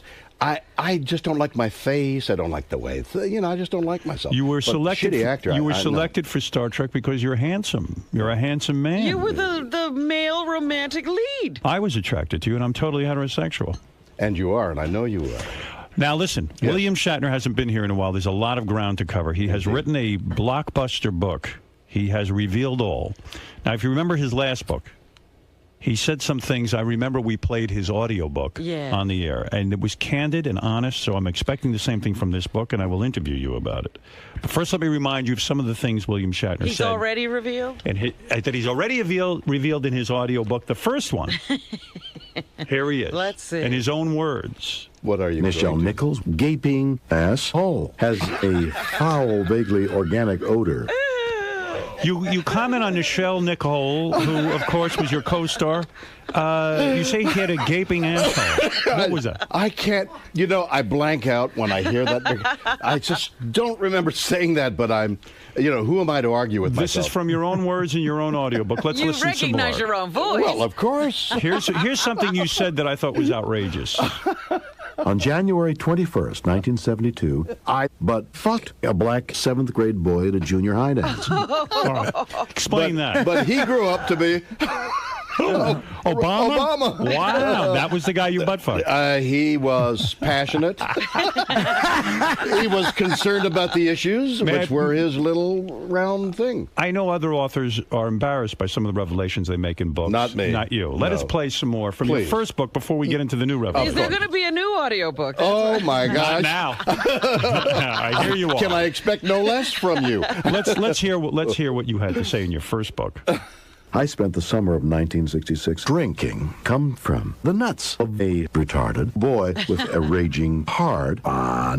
All right, why? I don't know why you talk that delivery. Well, because I feel a little bit strange about saying the director thing. told you to deliver it like that. Right. Give it the full thing, give it the full treatment. I would talk like that. We were on the air the other day, and we had reason to play your classic exchange when you were doing this commercial for, I don't even remember what it was, or you were doing some job, and the director the guy starts telling you how to do the read, and you just berate him. Oh, I mean, you give him a lesson.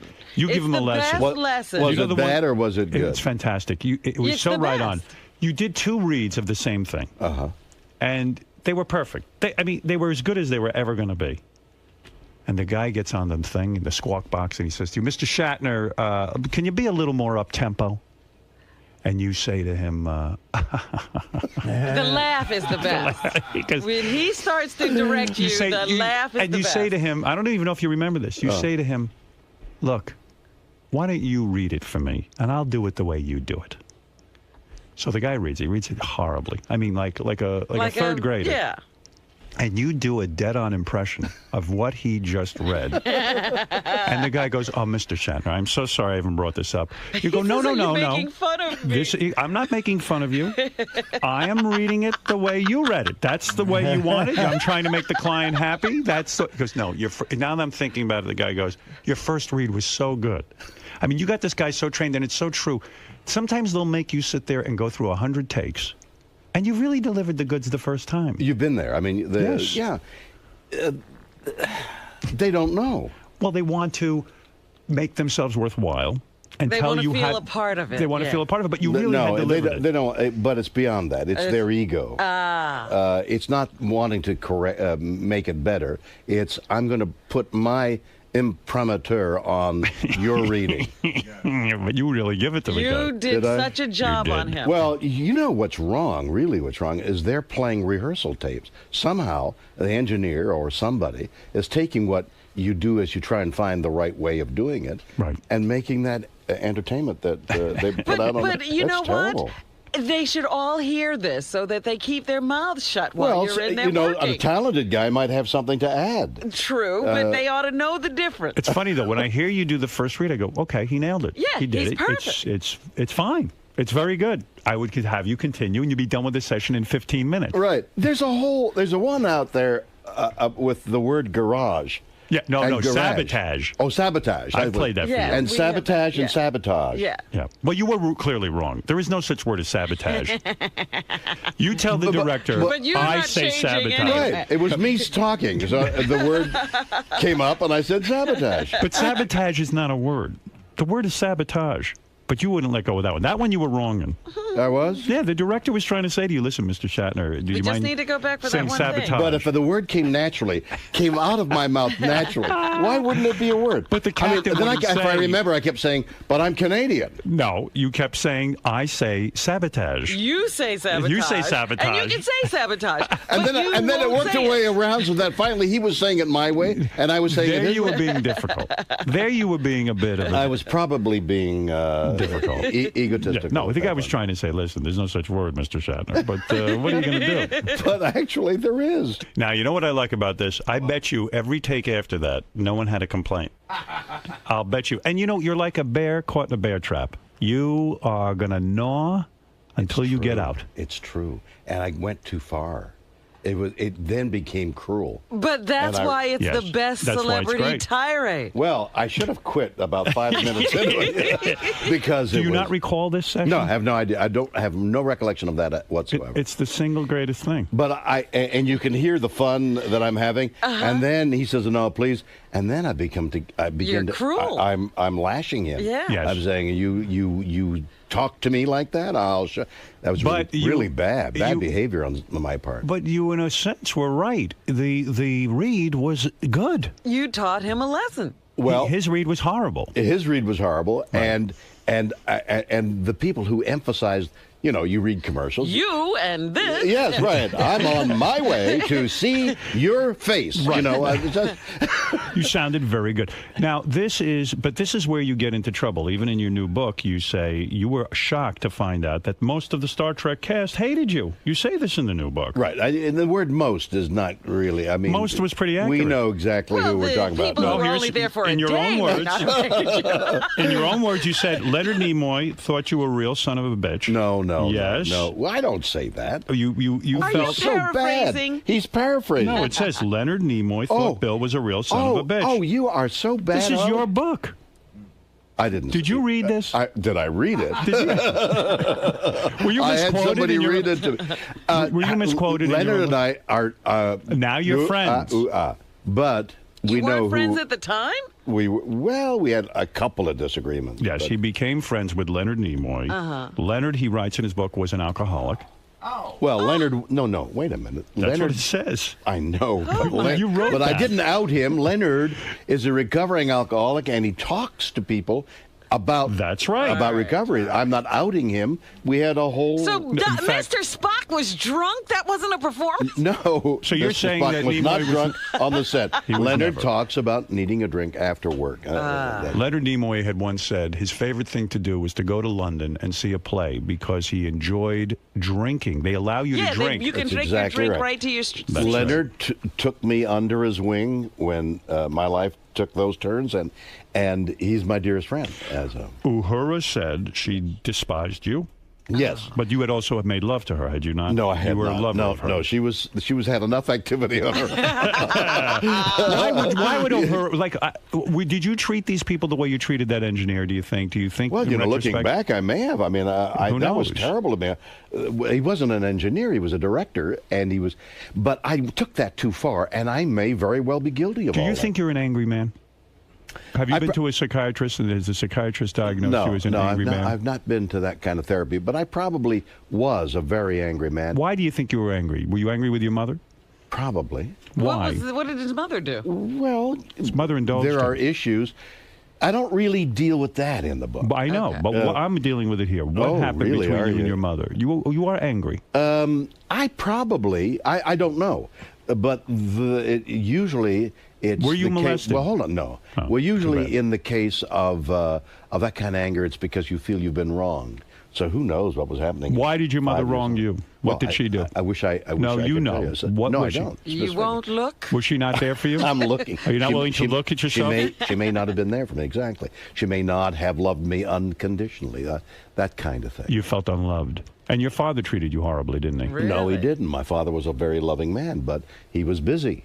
Too busy for you. You were ignored by your father, and you felt Well, worthless. No. Didn't you?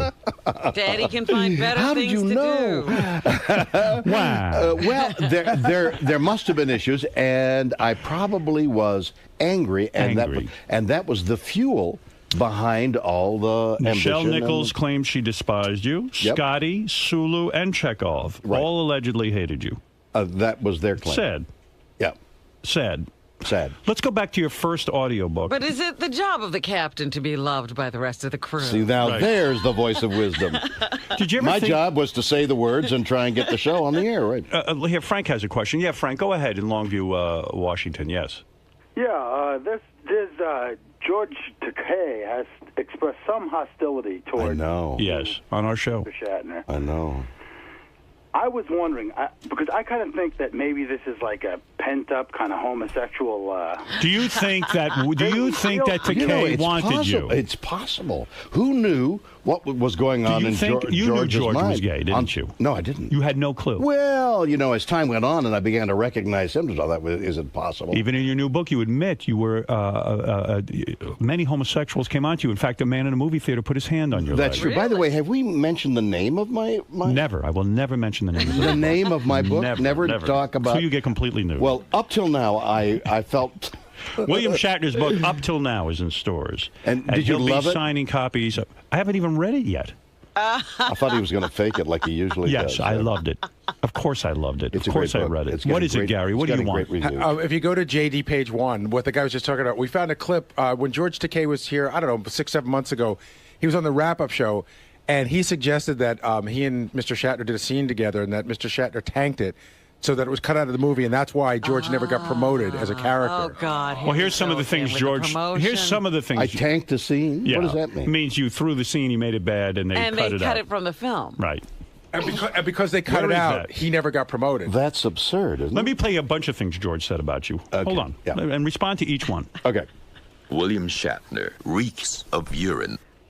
No, what about that? It's true. I piss on my This pants is from a lot. his book. This is from the book he wrote. One night, William Shatner dutied on a gesticulating cowboy. The cowboy was making bad upward motions with his finger. Let's get back to your book. Okay. I'm talking about your first book. Which book is that? The audio book. Let me I'm going hear to play you the- some clips Let from me your hear the audio audio book. Okay.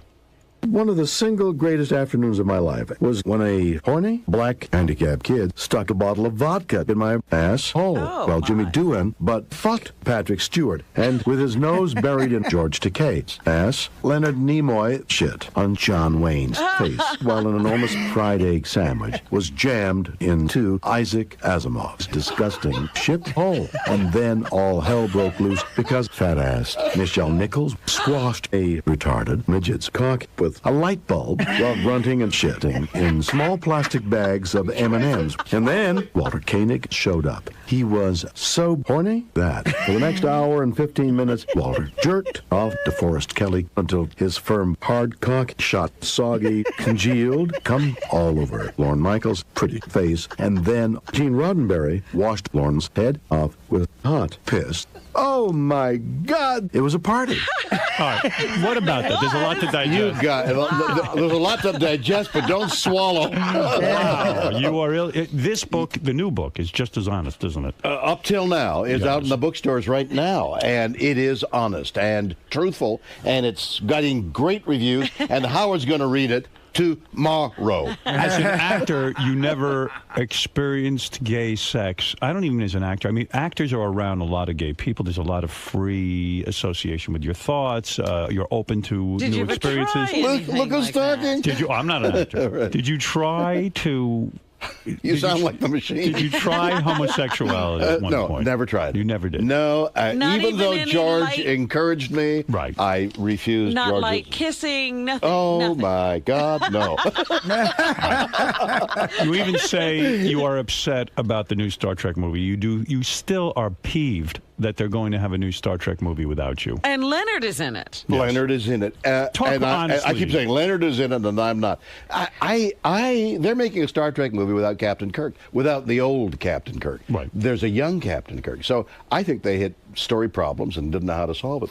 But it's not peeved. I'm just disappointed. I would love to have been. And J.J. Abrams is such a great movie maker that I would love to. So you would love to work with. I'd love to work, but I got a lot of things to do. You certainly do. Yeah. You're on a career roll, wouldn't you say? Yeah, I would say that it's happening. And when you talk about a new Star Trek, and they take Leonard Nimoy and they put him in, there is a jealousy.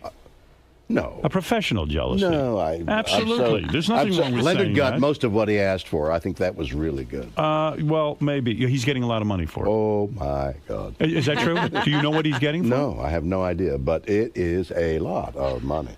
All right, look. You do claim that in the new book that you are upset how they killed your character off in Star Trek. Thinking back, they were going to kill him off anyway. Right. So they said, well, either you can be in the movie and die or don't be in the movie. We're still going to kill you. So I was kind of hung up. And I said, all right, I want to be in the movie. But looking back, I wish they had done it with more timpanis and trumpets as against... well, you're the whole show. Of course they should make something dramatic there, something that would be big. They did, but, in a way, I think the producer was trying to kill the character off because it was a legacy of the old guard. Yeah. And this guy was head of the new guard of Patrick and the next generation. Yeah. So I think he was trying to kill as many antecedents, like a lion killing the cubs. Yeah, but they have killed Star Trek. They've tried now to resurrect it. Yeah, that's true. Now, in your new book, Up Till Now, which indicates there might even be another book. Well, we hope so. Yes. And if not by me, it's certainly by you. Yeah, I will write your final book. And we have the audiobook already. I have so many things. We have the audiobook. It's all done. Nichelle Nichols has huge pissed flaps. How did you know? You wrote it. Oh, that's right. My cheeks are numb from George Takei's monster cock slapping my butt hole. Oh. Right. Your read is awful. I know. Let's get that guy. Maybe he can help me with it. All right. You do admit in the book that first of all, you're totally insane here. And hung up on homosexuality. I can see it. You beat out Bill Cosby for the Priceline job. I did. I didn't know that. That's amazing. I didn't know that either. He's Mr. Pitchman. How did you find that out? What do you mean you didn't know that till you read that? Where did you read it? Wherever. I mean, somebody, perhaps you. You thought you were first choice. Yeah, I thought, you go in, you don't think, when somebody offers you a job, you think, well, I guess I'm fourth in line. But you were a genius to take the Priceline job because it was reported in the paper you made $10 million in stock. No, the stock was given to me, but you know what a lockup is? When a new company comes in, you can't sell it for 2 years, a year and a half or 2 years. So that's what happens. So I couldn't sell it. So I'm watching it go up, thinking I'm rich, and I'm poor. Right. So by the time you could sell it, the Priceline stock had dropped. Exactly. I see. It went from $150, something like that, to $2. Priceline.com. That's where you go on and you buy the tickets. Are you still involved? Oh yeah, you are. Aren't you? This is commercial-free radio. No, I mean you're doing commercials. No, I'm just saying. Are you still involved with the company? Absolutely. You are. He still does the commercials. Do you still have the stock? No, you sold it. Yeah, when it was 2, thinking it was all over. Everybody knows the famous story that you lived out of a truck for many years. Well, things were not not years. good. Well, for a while. Let's Summers, put it that yeah. way. Yes, and that was difficult. But now I'm upset because I read that you had hip replacement and heart surgery. I'm worried about you. It says in your book here, January 2008, Bill had hip replacement surgery, developed heart complications on the operating table. What is that? Idiotic. Somebody wrote that. That's not in your book? No, that's not in my book. I think it is in your book. No. I don't think you read your book. I did a hip replacement and perfectly healthy. Are you okay? Absolutely. I'm worried about you. I am riding in competition. I'm back. I'm running. I was going to ask you still riding? Oh, my God, yes. Do you know the Priceline stock is now trading at $139.66? Do you know that? Yes. And do you still own it? No. So why did you sell it? Because you didn't believe in that. Well, it was the big bubble. Everybody was panicking and running. So are you upset with yourself? I was. Well, wouldn't it have been nice to go from $2 to $100? Are you a wealthy man? I probably am. You are. Do you? This Boston Legal show you're on? It got renewed. Tremendous amount of money you make there? Not tremendous, but really good. I mean, where's all your money? To some guy who is struggling to make ends meet, it's a fortune. Are you worth $100 million? No. You are not. No. I do worry about your character, Denny Crane. Why? What are they doing with him? What do you think? I don't know. I think they're going to write you right into a corner where you can't get out, and then they'll be in trouble again. Yeah, and I'm really curious. What do you mean? What would the corner be? Well, you used to be able to try. Like you're not trying cases anymore. They're sort of. That was like the brilliant thing about it. Right. And now that I would try a case and be able. Yeah. I did try some cases in the latter. Maybe they haven't played them yet. Yeah, maybe that's it. Because basically they keep you quiet now. I bet you William Shatner doesn't sit back and take things lightly. I bet you're in there with those writers, and I bet you ream them every once in a while about where they're putting your character. Well, I would do that ordinarily, except that David Kelly is a genius. I see. So you don't question it. I never see him. I see. mean, these scripts, these That's magnificent. His genius. You know that Robin goes to Boston legal conventions dressed as Denny Crane? You know that? Now, here's something disturbing about you. Yes, please. You ride a motorcycle without a helmet. That's right. And without a leather or any kind of gear. What are you up to there?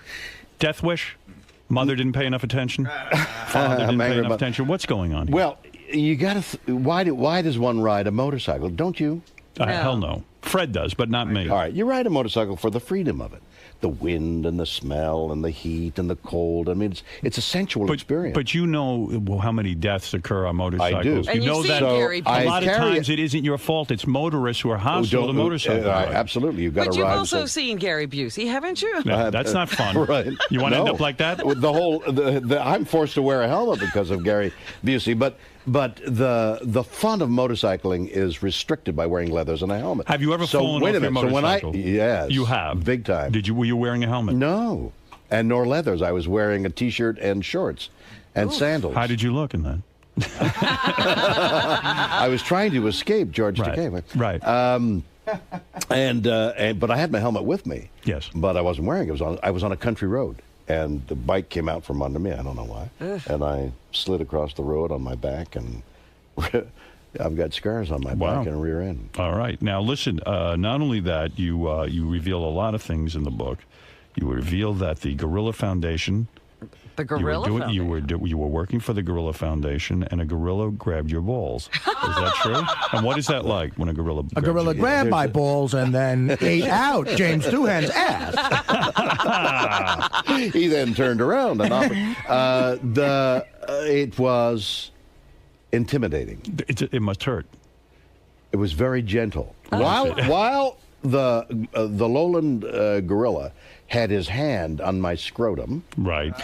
The male gorilla that they had brought in to breed to her was 10 yards away behind a locked door that had bars on it, and he's shaking it in jealous rage. Oh, boy. Wow. Yeah. You understand that apes shake hands by grabbing one's balls That's how they shake hands in the animal world. So the Well, ape they're was not shaking your- hands; they're shaking balls. Yeah, but to them, it's a handshake. I That's what it understand, means. It wasn't but sexual. in their language, it's a ball shake. I mean, you think everyone's coming on to you. Right.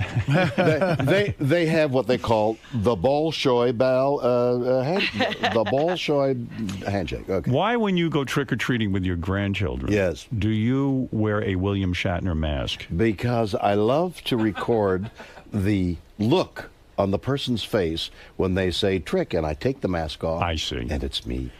Are you aware of a trivia fact that the famous movies, the Halloween movies, the Michael Myers mask is a William Shatner mask turned inside out? No, I didn't know Do that. people What do know you mean that? turned Do you inside know out? that? No, it's the mask itself. It's a face of you, they obviously from the Star Trek years, and when they created the movie, they just merely turned it inside out, and in fact, it is your face on Michael Myers. That's correct. Did you know that? Yes, I did. No, you didn't. You're learning that for the first time. I'm learning that for the first time. You are, right? No, I knew it. You did know Yeah, that? it was. I didn't know you knew that. It was bandied about. Well, I'm telling that? You should own a piece of that movie. That's why I'm shocked there isn't a suit.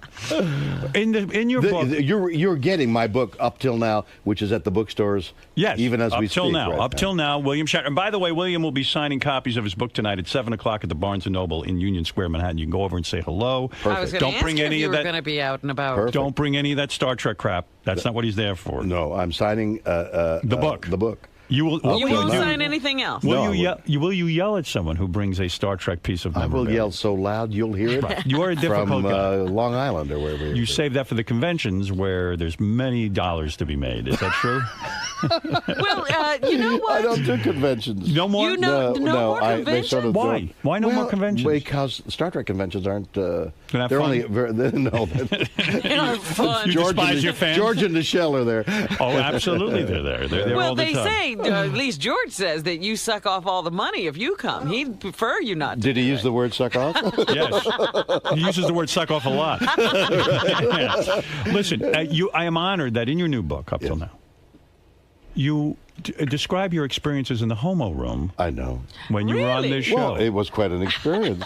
And you imagine coming to do publicity and being asked to go in the homo room. Yeah. You were on our show way back when, and I said to you, let's go downstairs to the homo room. And, I never really understood what your reaction to that might be. And you say, look, I didn't want to seem like an uptight guy, so I went along with it. But it must have disturbed you on some level. I take it from your book. On several levels, On like several starting levels. on the surface. What's wrong with starting on the surface and working your way down to my mother's level? What's right? wrong with two men being on a radio, going downstairs into a basement, and playing gay hijinks with one another? Why are you so uptight? In front of 30 million people. That's right. Yeah. I was shocked to read also in your new book, it was very revealing, that you were afraid that when you did a love scene with Angie Dickinson, that you would get a hard-on. That's correct. Right. Are you not so professional that you could maintain a flaccid state with an actress? Is that something I'm supposed to react to?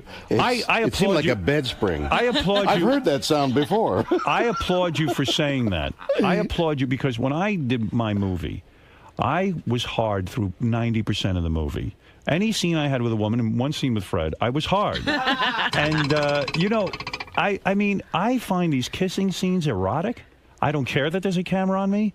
I was like shot out of a cannon. Wang. I loved it. Wang. Thank you, Now, George is Takei. the Angie Dickinson Wang. the only time you had that problem?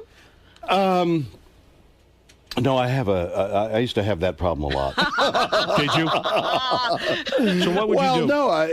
What were you doing with Angie Dickinson? What was the scene? Well, we were naked and in bed, and She's an attractive woman. Oh, sexual. First of all, she's an extremely attractive woman now, but can you imagine when she was a few years younger? Oh, I sure can. I remember beating off to her as a child. She was extraordinary. Yes. And you land this role. You're in bed and with I'm her. in bed with her. Were you totally nude? Sure. Why totally nude? Don't they usually put a pair of pants on you? Well, no, my ass was sticking in the air. It was. Yeah. And did you say to her, "Listen, Angie, chances are I'm going to get aroused. I find you attractive." No, somehow that conversation doesn't come up. Ordinarily, you are they're so busy technically.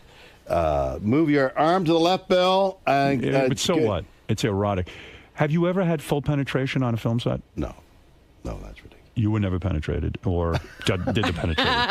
What if I accidentally penetrated you? Would you be upset? I would scream gently. No, I'm being serious. So when you get into bed with Angie Dickinson, you say to her, look, this could happen. Did you, in fact, get an erection? Not really. You did not? Did you bang her off camera? No, I didn't. You did not? No. Although that would be wish fulfillment because she Did you is- try? No. You don't want to. Yeah, you did. No. You don't want to. It's a Bullshit. You don't have a governor on you that stops you from doing that. Listen, not talk about governors. Come on. The governor here didn't do that. No, you've got to be really careful with the people you work with. Yeah. You say her silken skin flowed mellifluously over her hips. I said that. Into the rising swells of her ripened breasts. Oh, her my. long blonde hair just what barely... kind of a book is this? Who wrote this book? He's memorized passages from these dog-eared books that he keeps. Page But 72. you have an odd writing style. In the middle of this sexy story, you plug your website. And you say, yeah, he does. Several times in his book, he plugs his website. You got to in the read middle it, of the Robin. story. You'll enjoy it. Honestly, you will. It's very funny. I have to take a done look with at this. great fun. All right. You did write about the death of your wife. Yes. Which I didn't think you would. I thought that was off limits even in your book. Well, it is sort of off limits, but I wanted to. An editor would probably say to you, you have to Well, address that's basically this. what. Did they force you to do it? Not they, but it's such a big issue in my life that I thought. And the book I wrote because I wanted to tell my kids what I was doing and what my life was like and my grandchildren. And I thought this is like a legacy. And this moment, this occasion in my life was such a huge thing. Your wife died in a pool, and you say the horror of it was that when the police came, you were under suspicion. Well, everybody. The husband always automatically until cleared. I have to admit, I love you, and you've become a friend, but I suspected you as well. So I was one of those people as well. Yes, I figured maybe you lost your mind. Jumped to the conclusion immediately. I was ready to lock you up. On the air. Said he's not stable. Oh, that's terrible. You know. Well, you went to the homeroom. It was the tragic. You went to the homeroom. Right. It was a tragic moment in everybody's life. Terrible getting. Hard to write about. With tears in my eyes, and I couldn't get through. I did the audio book, by the way, my version of it. Right. And it was impossible for me to get through without breaking. It was a terrible, terrible experience, and I wanted to write about it in the way I did. Thought it was important, and it's my private gesture towards the people who read the book about how I felt about what happened. Do you think her family will be upset that you wrote about it? Have you heard from them? No, I haven't. They probably will be, but I'm very careful in the book to say what a magnificent woman she was. And you even are angry in it. You say irresponsible people made accusations or tried to create suspicion. Other people talk about problems in our marriage. There was only one problem: alcohol. And you say you wrote the song "What Have You Done for Her?" Yes. It's heavy stuff. Yeah. You've had some bad stuff go down in your life. Yep. And again, the book is honest and to the best of my ability to tell the truth and tell how I was feeling, what happened. You felt criticized in that, and you felt turned on by the public because people were suspecting you. No, people didn't. Within days, within an hour, the police had declared it an accident, and But didn't they criticize you for calling 911 instead of jumping in the pool and saving her? That was the big criticism. that was the weirdest behavior on my part. I never could understand, as I write in the book, I never could understand why I turned away, but the phone was alive because her sponsor was on the phone as well, and I said call 911, and I dialed 911, and it was only years later that I realized that the horror. I couldn't look. I turned away in horror, and that's what I did. The pool was still. And again, looking back, the pool was still, and there was no motion.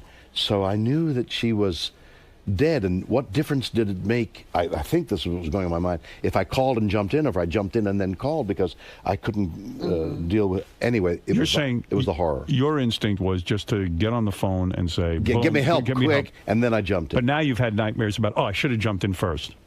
Who knows what you're going to do, you know? But all I can reiterate is that moment when, in total disbelief, you're looking at the sight and sometimes you freeze up, don't you? I mean, and you freeze, and you don't. And I've never seen death, and all that kind of thing. Not to compare this in any way to your situation, but remember when my dog fell in the pool? My dog can't swim. No, I'm bringing it up for a reason. And Beth said to me, "Jump in and save the dog." And I started to take my shoes off first. And I'm wondering, why did I start to take my... I should have just jumped in. Of course. And there's no explaining why. That's you a wonder. have to tell Mr. Shatner that you never jumped in. Well, no. Beth jumped in before me and saved the dog's life, but really? I did help fish the dog out. So you and I do have this in common. But we're both out of our minds. The inexplicable behavior that for years will remain with you. Like, what did I do in an emergency? Right. I took my shoes off, right? And I looked there, but I had the phone in my hand, right? And I looked and dialed 911 quickly, and then I heard the playback of what my voice sounds like, disembodied, like I'm talking about picking up a cigarette or something. There's no explaining what you're going to feel at this moment of horror and crisis. Did you feel self-conscious after this thing happened? Like, oh, maybe I can't act anymore. I don't want to be around other actors. They're looking at me. They're looking at me funny. Any of that kind of stuff? No, I going didn't on? think that, but I thought the irony of how much I loved Noreen. I gave my life to her in trying to help, and I had known her for 7 years, but we had only been married for 1, and we loved each other with such passion, and to be thought of even for that while that I would have a hand in her death, where I've given up hunting because of how life is such anything alive is so precious to me. The koi in my in a pond. Koi pond. You got a koi pond? I got a koi pond. It made me think, my God, because they come up to be fed, and they're making little kissing sounds. Yeah. I'm looking at they're sentient beings. They're feeling things. It's hard to go fishing. So I stopped fishing too. Exactly. But let me ask you something. So to think that are you a vegetarian now? You didn't go that crazy. No, but part of the lesson that I draw from all these things that happened to me in my life, and I saw it when it was laid out. David Fisher is this wonderful guy that I spoke the book to, and he laid it out. And once I read it, the first layout, I thought, that's my life, but what's the meaning? And I began to understand that decisions you make, opinions you have, at any point in your life, early or in the middle or towards the end, all have reverberations. They resonate in the rest of your life. So that you may decide to do something here, and years later, the reverberations of what you decided, even minutely, form the tapestry of your life. Yep. That's what your life is composed of. Yeah. All these decisions, both large and small. So you don't like the way you handled yourself that night, but in retrospect, you're like, well, this is just what I did. That's exactly right. It's a part of who you are. She had when you had a funeral for her, did her family treat you crappy? Or No. They were okay. Oh yeah, everything. You were able to go to the funeral. Oh yes, I made the funeral. He was the husband. He would make the funeral. I made the funeral. I don't know what's going on. I'm just asking questions. Yeah. No, all that. I worshipped her, and her death was my death. How's the new wife? Elizabeth and I are. It's hot. It's a miracle. It's still it's going strong, even with your tremendous acting ego, being William Shatner. You are able to maintain a healthy relationship with this woman. Well, you know what you say. I don't know how much mockery. No mockery intended. It's difficult. You're an actor. I was going to ask you, have you learned? Because you've Absolutely had a number of relationships. You learn from everything. A woman who is with William Shatner has to devote herself to William Shatner. Is that true? Absolutely. Well, yes and no, because I'm so grateful that Elizabeth's with me that I think I'm devoting myself to her as well. How is sex after having your hip replaced? Does that encumber you in any way? Do you lay on your back now instead of the missionary position? No, we are as experimental as ever. You're still experimenting. Experimenting and learning. You're a genius. Well, you're always experimenting. Is it tough to butt fuck John Wayne in the ass with George Takei? Now that he's been dead several years. George Takei made this comment about you. Please respond to it. Holy jeez, it's hot in Bill Shatner's behind. What does that mean? That means. So what is the latest thing you've learned sexually with your wife? I mean, what new What heights? are you trying now? Yeah, what are you trying? What are you up I'll to? tell you what I've learned. Good. I've learned that love, passion, empathy towards, and appreciation of the woman heightens the sexual act. You didn't know that? Well, you just learned that now. How old are you? Every. It's unbelievable. Why is she hysterical? Why is she laughing? It's great when you're not paying for it. I think you're going to say you teabagging or something you learned. Teabagging? Yeah, you doing any of that? Teabagging. Your balls are like tea bags. You put them over the eyes. No. You never do that? I never heard of that. You don't do that at all. No. See, now Shame on something you. else to try. Where have you been? You could have done that to Nichelle Nichols. Now, what were you doing all the time? You weren't appreciating the woman. I'm talking about the level of. In your book, you don't bring up whether or not you've had two women at the same time. No, I don't bring that up. Why not? Because who cares? I care. Well, I will tell you. Did you ever have two women? When I was young and single, and yeah. Was that the greatest? Yes. Yes. You cannot deny. And sex for you, getting it up, this and that.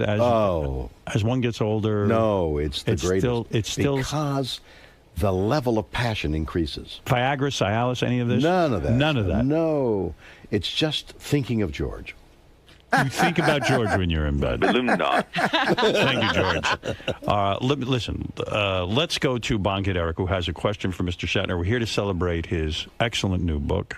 Up till now, which indicates there might even be a That's right. He's just bringing us up to date and more to come. There's more to... God only knows what's left. Bonkhead Eric, quickly. Hi, William. Good morning. Good morning, Mr. to you. Shatner is more Mr. appropriate. Shatner. The man's an icon. William's good. Go ahead. Shatner, William. No, I wanted to ask you two questions. Your biggest regret in terms of all the hot, famous women that you've had sex with, what would be your biggest regret? And also, in your opinion, your biggest achievement in terms of all the famous, hot... who is the most famous woman you ever had sex with? Well, let me tell you this by saying that. really. Let me say that about this. I have discovered that incidental sex is really of no value. Right. It's really not good. Do you regret all of the just casual? No value. No. Don't regret. But I'm saying that now, after all these many years You're more of running as fast as you now. can. Exactly. But what about famous women? You had famous women, though, right? I don't remember. Oh, come on. No, I'm really. not asking for names. Does he Have you not had name famous names women? I don't know. No. I think that's awful to out somebody who may, who cares? But do you feel these women would be embarrassed that they made love to you? I don't know. You don't know. Heather Locklear. None of my business. When you had Heather Locklear, I'm not going to. Heather was 19. Who wouldn't have wanted her? Yeah. Did you have thoughts about? I mean, don't tell me you thought of her as a daughter. Don't give me bullshit. No. You had sexual thoughts. Oh, Heather is one of the great-looking. Did you ever masturbate thinking about her all those years you worked with her on TJ? I don't do that kind of thing. It grows hair on your head. Did you ever fantasize like her and Adrian Zemed doing it together? No. Can I be honest with you? Oh my God, you guys are so sick. Mr. Shatner.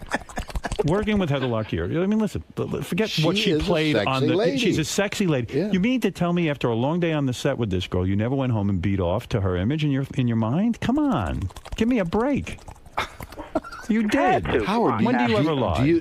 Never. Howard, I beat off to Robin every night. Oh, stop it. I've beaten off to Robin many a time. Oh, he's lying. And what about you? I never beat off to Robin. You don't beat off to Robin. Shame on you. Get out of here. No wonder that director yelled at you.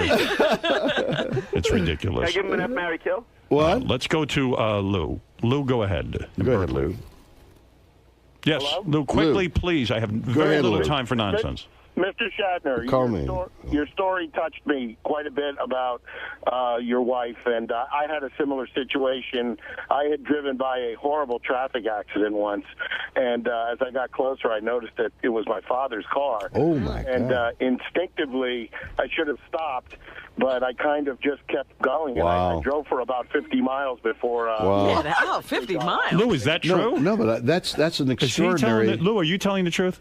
I'm absolutely telling the truth. And your behavior is totally inexplicable. You have no idea. Why would he? But why? Yeah, why but would you drive? shock of it. You don't want to face. But that's different than what you happened to you. He drove 50 miles. He drove 50 miles. It's his father's car. Now, I tell you, I drove 50 miles with tears in my eyes. I'm guilty. I feel very guilty to this day. It's been 23 years. Wow. But why do you think, Lou, you didn't stop for your father's car accident? I just, I knew that he had died in there, and I just did not want to face it. I see. I just, oh my God. I don't know. Wow. I can't explain it. That's what No, that's exactly right. You can't explain it. You look back later and you wonder, why did I do that? And there's no explanation. But what Mr. Shatner's saying is totally understandable. I get it. But what this guy's saying is crazy. Like, yeah, wouldn't you? You'd He didn't want to face it. No, I'm not calling you. I'm not calling you crazy. It's not crazy. Yeah. It's shock. You're in total and shock. You have no idea. Reality leaves you, and You've never you're been in following that your situation. instincts. You never know till you're You never in know it. until you're That's into right. it. You have no idea what you're going Bill, go ahead in Harrisburg, Pennsylvania. Yeah, hi, hello. This is Shippy Zigger in Harrisburg, Pennsylvania. I just want to Oh, say, come on. What kind of voice? Don't put on a shtick with me. Terrible. This is a man who was voted an icon. Can I ask Mr. Shatner something? Yes. Would he be more upset if one of his koi in the koi pond died or George Takei? Well, All right. Well, they If both George- make the same sucking sound. That's George, and is the. I heard that you named all the koi in your koi pond after all the different Star Trek people you worked with. Is that true? What about that? If George Takei was to die tomorrow, would you go to his funeral? No, you don't want him to die, but let's say he did. Listen, would you go to his funeral? Here's my feeling about those poor people. There's something pathological about 40 years later. I mean, I was supposed to have done something. Maybe I did. I have no recollection. But hey, isn't it time to let go? Let go. Let go. He's 70-something years old. He's going to die soon. I'm going to die soon. Hey, man, it's a long journey. Forget about it. Wave. Hello, George. Have a good time. Move on with your life. Move on with your life, George. Something, because Right. you did have the roast, and George was the only George one. got on, and I came in on a horse. The producers thought, hey, ride in on a horse, okay? So it leads you inevitably to the line of screw you, fuck you, and the horse you rode in on. So they give the line to George, right? George the comic goes, and fuck you, and the horse you drove in on.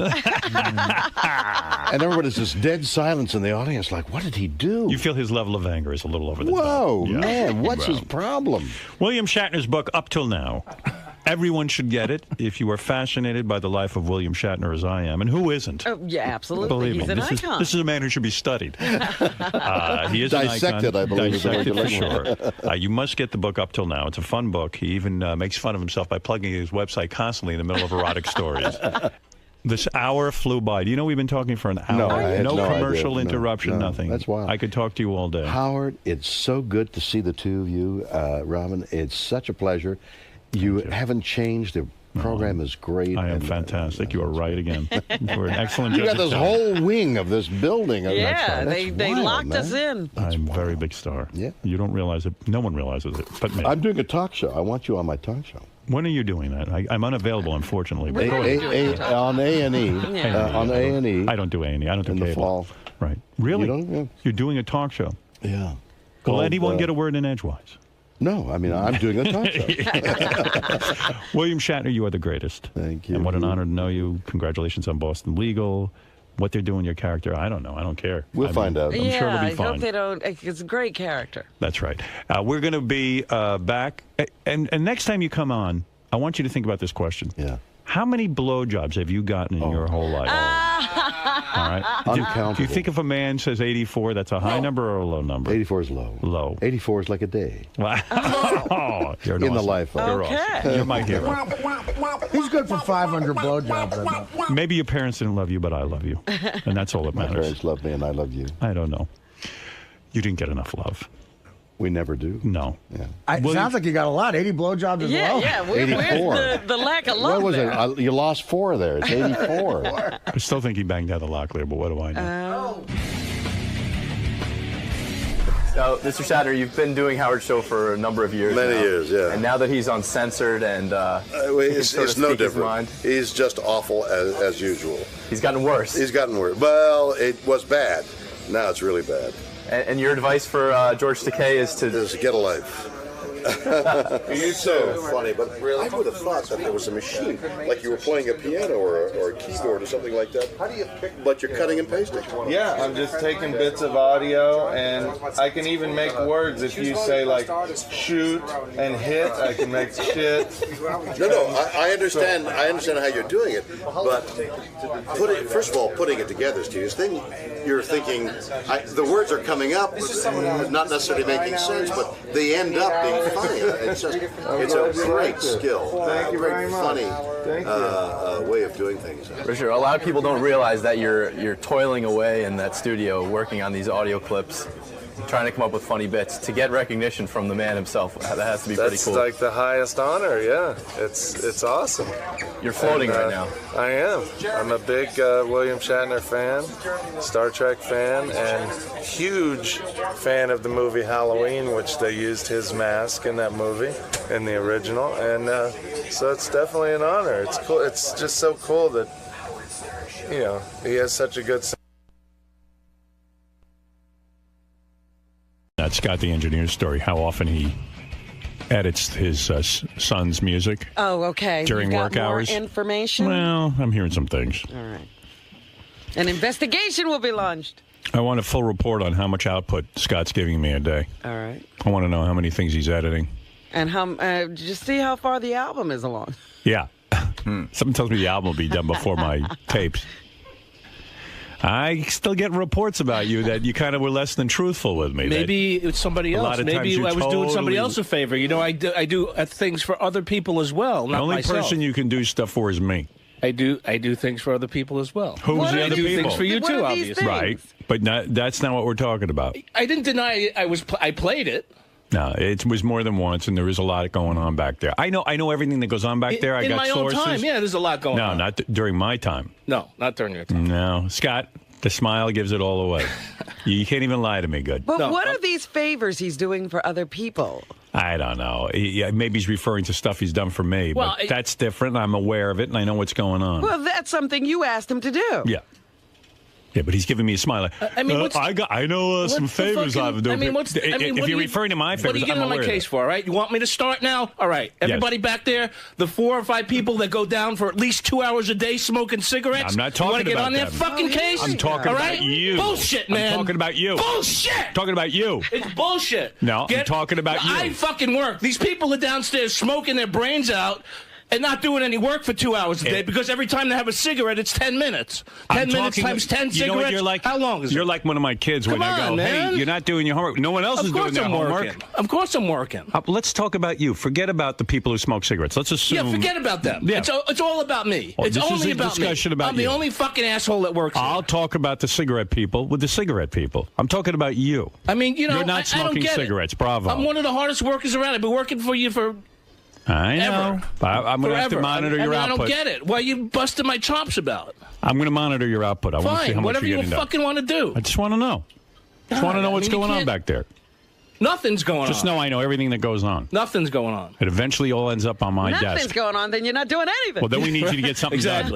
Exactly. Get in there. I take a break from nothing to work on my son's shit. So it's a big joke. It's not a big joke. I mean, you want to get on my case. I mean, for what? For what? I got limited budget something. here. And Playing something. I got limited budget, and I need those tapes getting cranked out and the things that we need done. Everything's getting done, and I'm doing my job the way it should be. Are you moving fast? No, I never move fast. That's what I'm saying. Of course I'm moving fast. You don't have time to be sitting with tracks. Let me ask you something. Everyone knows what's up. Is the album done? Your son's album is done? No, I'm working here on weekends doing stuff. No, it's not during the weekends only. It's also during my time. I see. And I need this guy working because you know what? We need engineers who can crank shit out. Sure. That's all I'm saying. Okay. Just know I know what's going on back there. Okay. You fuck with me, I fuck with you. You get it? Okay. That's what? You're not fucking with me. No, I am, obviously. No. Because you're not making me mad. You think you're making me mad. I'm doing my job the way I should be doing checking up that I need you to work. Check up. Have fucking Gary sit in there. Have whoever you want. We don't have time to babysit you. There's other ways of knowing. Tim is going to monitor every day what you get done. And don't get upset with him. What? Don't get upset. When Tim used to ask you for a list of what you did all day, he used to get upset. Now you've been they're caught with, working. with the that's what I drum do. tracks. And What? You've been caught with the drum tracks, and now we have to monitor what you Baba do. Booey said I had, Not Baba who Booey. plays? I'm your fucking boss. It's Gary. Gary, look Mr. at that. Delabate. It's also Gary Mr. Gary Mr. Del Delabate. apostrophe A, capital A, Bate. What? What is he chiming in? I mean, all of a sudden I got to call Mr. Right. Delabate? Gary, is Call me Gary. there a way to monitor what goes on back there? Really, I want a system. Well, there is, but Scott's not going to like it. Well, I'm I don't not going to care like if he anything likes you it. do. Well, we'll start with going back to Scott, just giving a list at the end of the day. Just All what he right. produced for the day. Fine. That's what he used to do with Tim, but I know it used to piss him off, right, Scott? Now, let's say he goes. everything pisses Does he me just make a list and go, "Oh, I worked on the tapes today," or does he talk about how many? He'll say, I worked on the game show special for 3 hours. I did Robin's News for an hour. And then does anyone check to see how much? Like, if he works for 3 hours, does one tape get done or 20 tapes? I mean, I need a thorough checking of what goes on I'm back not working there. on tapes. I'm not. I mean, that's I need to know, like, in the 3 hours, how much work does he get done? Like, so if he just writes down, "I worked on the game show tapes," does it take him a year to get it done? I got to go play solitaire. I'm busy. I can't stay here. You don't have to stay here. I'm working your schedule out with Gary. You have to be monitored. The schedule is you can monitor me. My schedule's not going to change. From Who are you answerable to? In other words, let's say you work on a game show special. And Gary and Tim. I mean, whoever gives me work, that's who I'm answerable Who to. do you work under directly when you do the game show special, for example? John Hine? Yeah. And he feels he's getting this material back in a reasonably quick time? You have to ask him. Let me find out. John, I think I'm doing it fine. John, are we getting this material back in a very quick time in a timely fashion? I want honesty now. Hold on. You're on trial, my friend. Are we getting this work back in a reasonable time? On the game show special? Yes. Scott has been responsive, and he's done everything I've asked him to do. In other words, you're not sitting and waiting for this stuff. No. It's coming in quickly. He's been efficient. He recorded with Tom Bergeron. I've got no complaints about Scott. No complaints so far? No. All right. I'm going to make you in charge of Scott. And if you feel he is slowly... So he'll answer to Gary and you. And he is no longer on a level with you. He's underling to you. Okay. And you are his boss. Okay. And You've been demoted, Scott. You've been demoted. You actually lost position today, I Scott. guess. Believe me, if Scott worked as hard on a cure for baldness as he does on his son's music, he'd have a full head of hair right now. You know what? You were a sergeant, and now you're because I back to played corporal. something doesn't mean I was working on something. I admitted that I played it. Wasn't working on it. But What did you working. play I it worked for? here I worked here for the last 2 weekends for 12 hours a day. That's working. No, you weren't listening to working. something is not You were working listening on to your something. son's music. You weren't working. What's the You fucking were- difference? What I listen That to? was your Word. hobby. No, I no get, one's paying you first to of do all, that. First of all, if you really want to, I mean, you really want to push things to a limit. Yeah. You want me? I mean. Do I get a lunch hour? No, I'm supposed to get a lunch hour. We got to start with this bullshit. You want to get petty about things because that's what Yes, you're doing. I wanna do get get a lunch petty. hour. Legally, I'm supposed to get a lunch hour, So take which I it. never Who take. stopped you? So that's my fucking lunch So hour. who I listen stopped to my you? son's music. Okay? No. That's the end of that. No. No, So what do you mean no? You do. What do you mean listen. no? So in other words, you said you never listened to your son's I music. said I So would you listen. are back there with your son's music. No, I said I didn't deny not listening to it. I listened to it. I told you that yesterday. You know, you're not in the K-Rock union. I'm not in a union, but you I know. still, according to labor You're laws, entitled to your lunch break. That's correct. And nobody told you not to take a lunch break. So fine, that was my lunch hour. And you sure I look listened like to a you song. are eating lunch. You don't look like you're listening to music. You look like you're eating lunch. You look like you're eating 5 fucking lunches, quite frankly. I'll close the door for an hour, and that'll be the end of, that'll be my lunch hour. I mean, what is it? For 20-something years, I've been nothing but busting my ass for you. And not only that, why are you working on your son's music so much? Why don't you let your son do his own thing? I mean, we just recorded it the other day. But I haven't been working on my son's music for 4 years. Jesus Christ, you're a mess. What is a mess about that? I mean, you've got to pull yourself together. What is a mess? I don't get it. What is a mess about that? What is it, I'm trying to help my son because I love him. What is it? Yeah, who knows what you love? What is the Ralph, fucking go ahead. mess? Explain to me. Where did you become this producer? He's a musical producer. His son's trying to make it in the music business. Yeah. He's going to be a musical producer. I'm not a producer. I'm an engineer. I'm helping him record music. No, you're producing. I do this for a living. Who's producing the album? Who's producing it? Yeah, the band, you and are. I have help from other people working. No, with me. you're producing it. You don't know Mutt Salem? You He's don't know a great producer. Mutt Salem.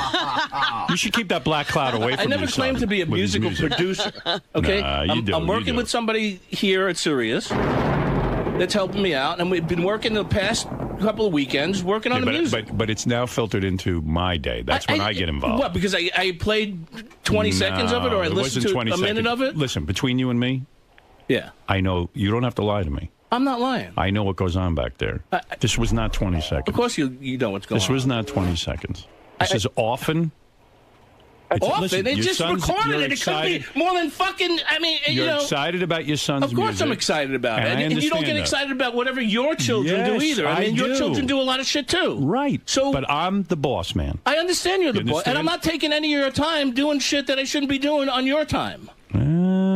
Who knows? I know. And if you want somebody to sit, why don't you come in there and sit in there with me? I don't have time to sit with you. I've got a job to do. Apparently, you know everything that goes on. Did someone complain that they couldn't get things done? No. No one complained about anything. I'm just telling you, I know what goes on. You back obviously in that studio. you're complaining about it now. I am. I know. I'm aware that you're very busy with the producing your son's music. That is correct. He's not only on the weekends. On my own time. Not only on your own time. If I do it after like a certain time in the afternoon, which I've done on my own time. So now suddenly. Wait a minute. Now suddenly. How long you do I said need... it was only weekends, but I just now said we're hearing about during the weekdays. I didn't say I was doing it. I said if I do it. You want to come clean and say you have been and apologize and say you won't do it anymore? I'll listen to that. No, I'm not saying that. All right, then I have nothing to talk about. I said if. Then I need a list of what you're doing. I wanted to do it later in the afternoon on my own time. And what is wrong with that? Nothing's wrong with that. But you got to say to someone, listen, now I'm on my own time. I'm going to be doing this. Because it's not happening on your time. It's happening on my time. No, I mean, when is your time up? When I walk out the door? If I'm here 12 hours, is that still your time? I don't have any problem with you doing it after my time has been filled. Well, yeah, so... But it's not happening at that point, Scott. Scott, look at me. I told you. Scott, I played it. I'm as smart as a pistol. I'm a pistol. I played some music. Scott, look at me. Stop playing the music. Why were you playing during the my music? Hours? Why? Why are you playing the music? Excuse me. I'm Why sorry. were you playing the music? I play other music too. I mean, it's not just. No, why were you playing your son's music during my time?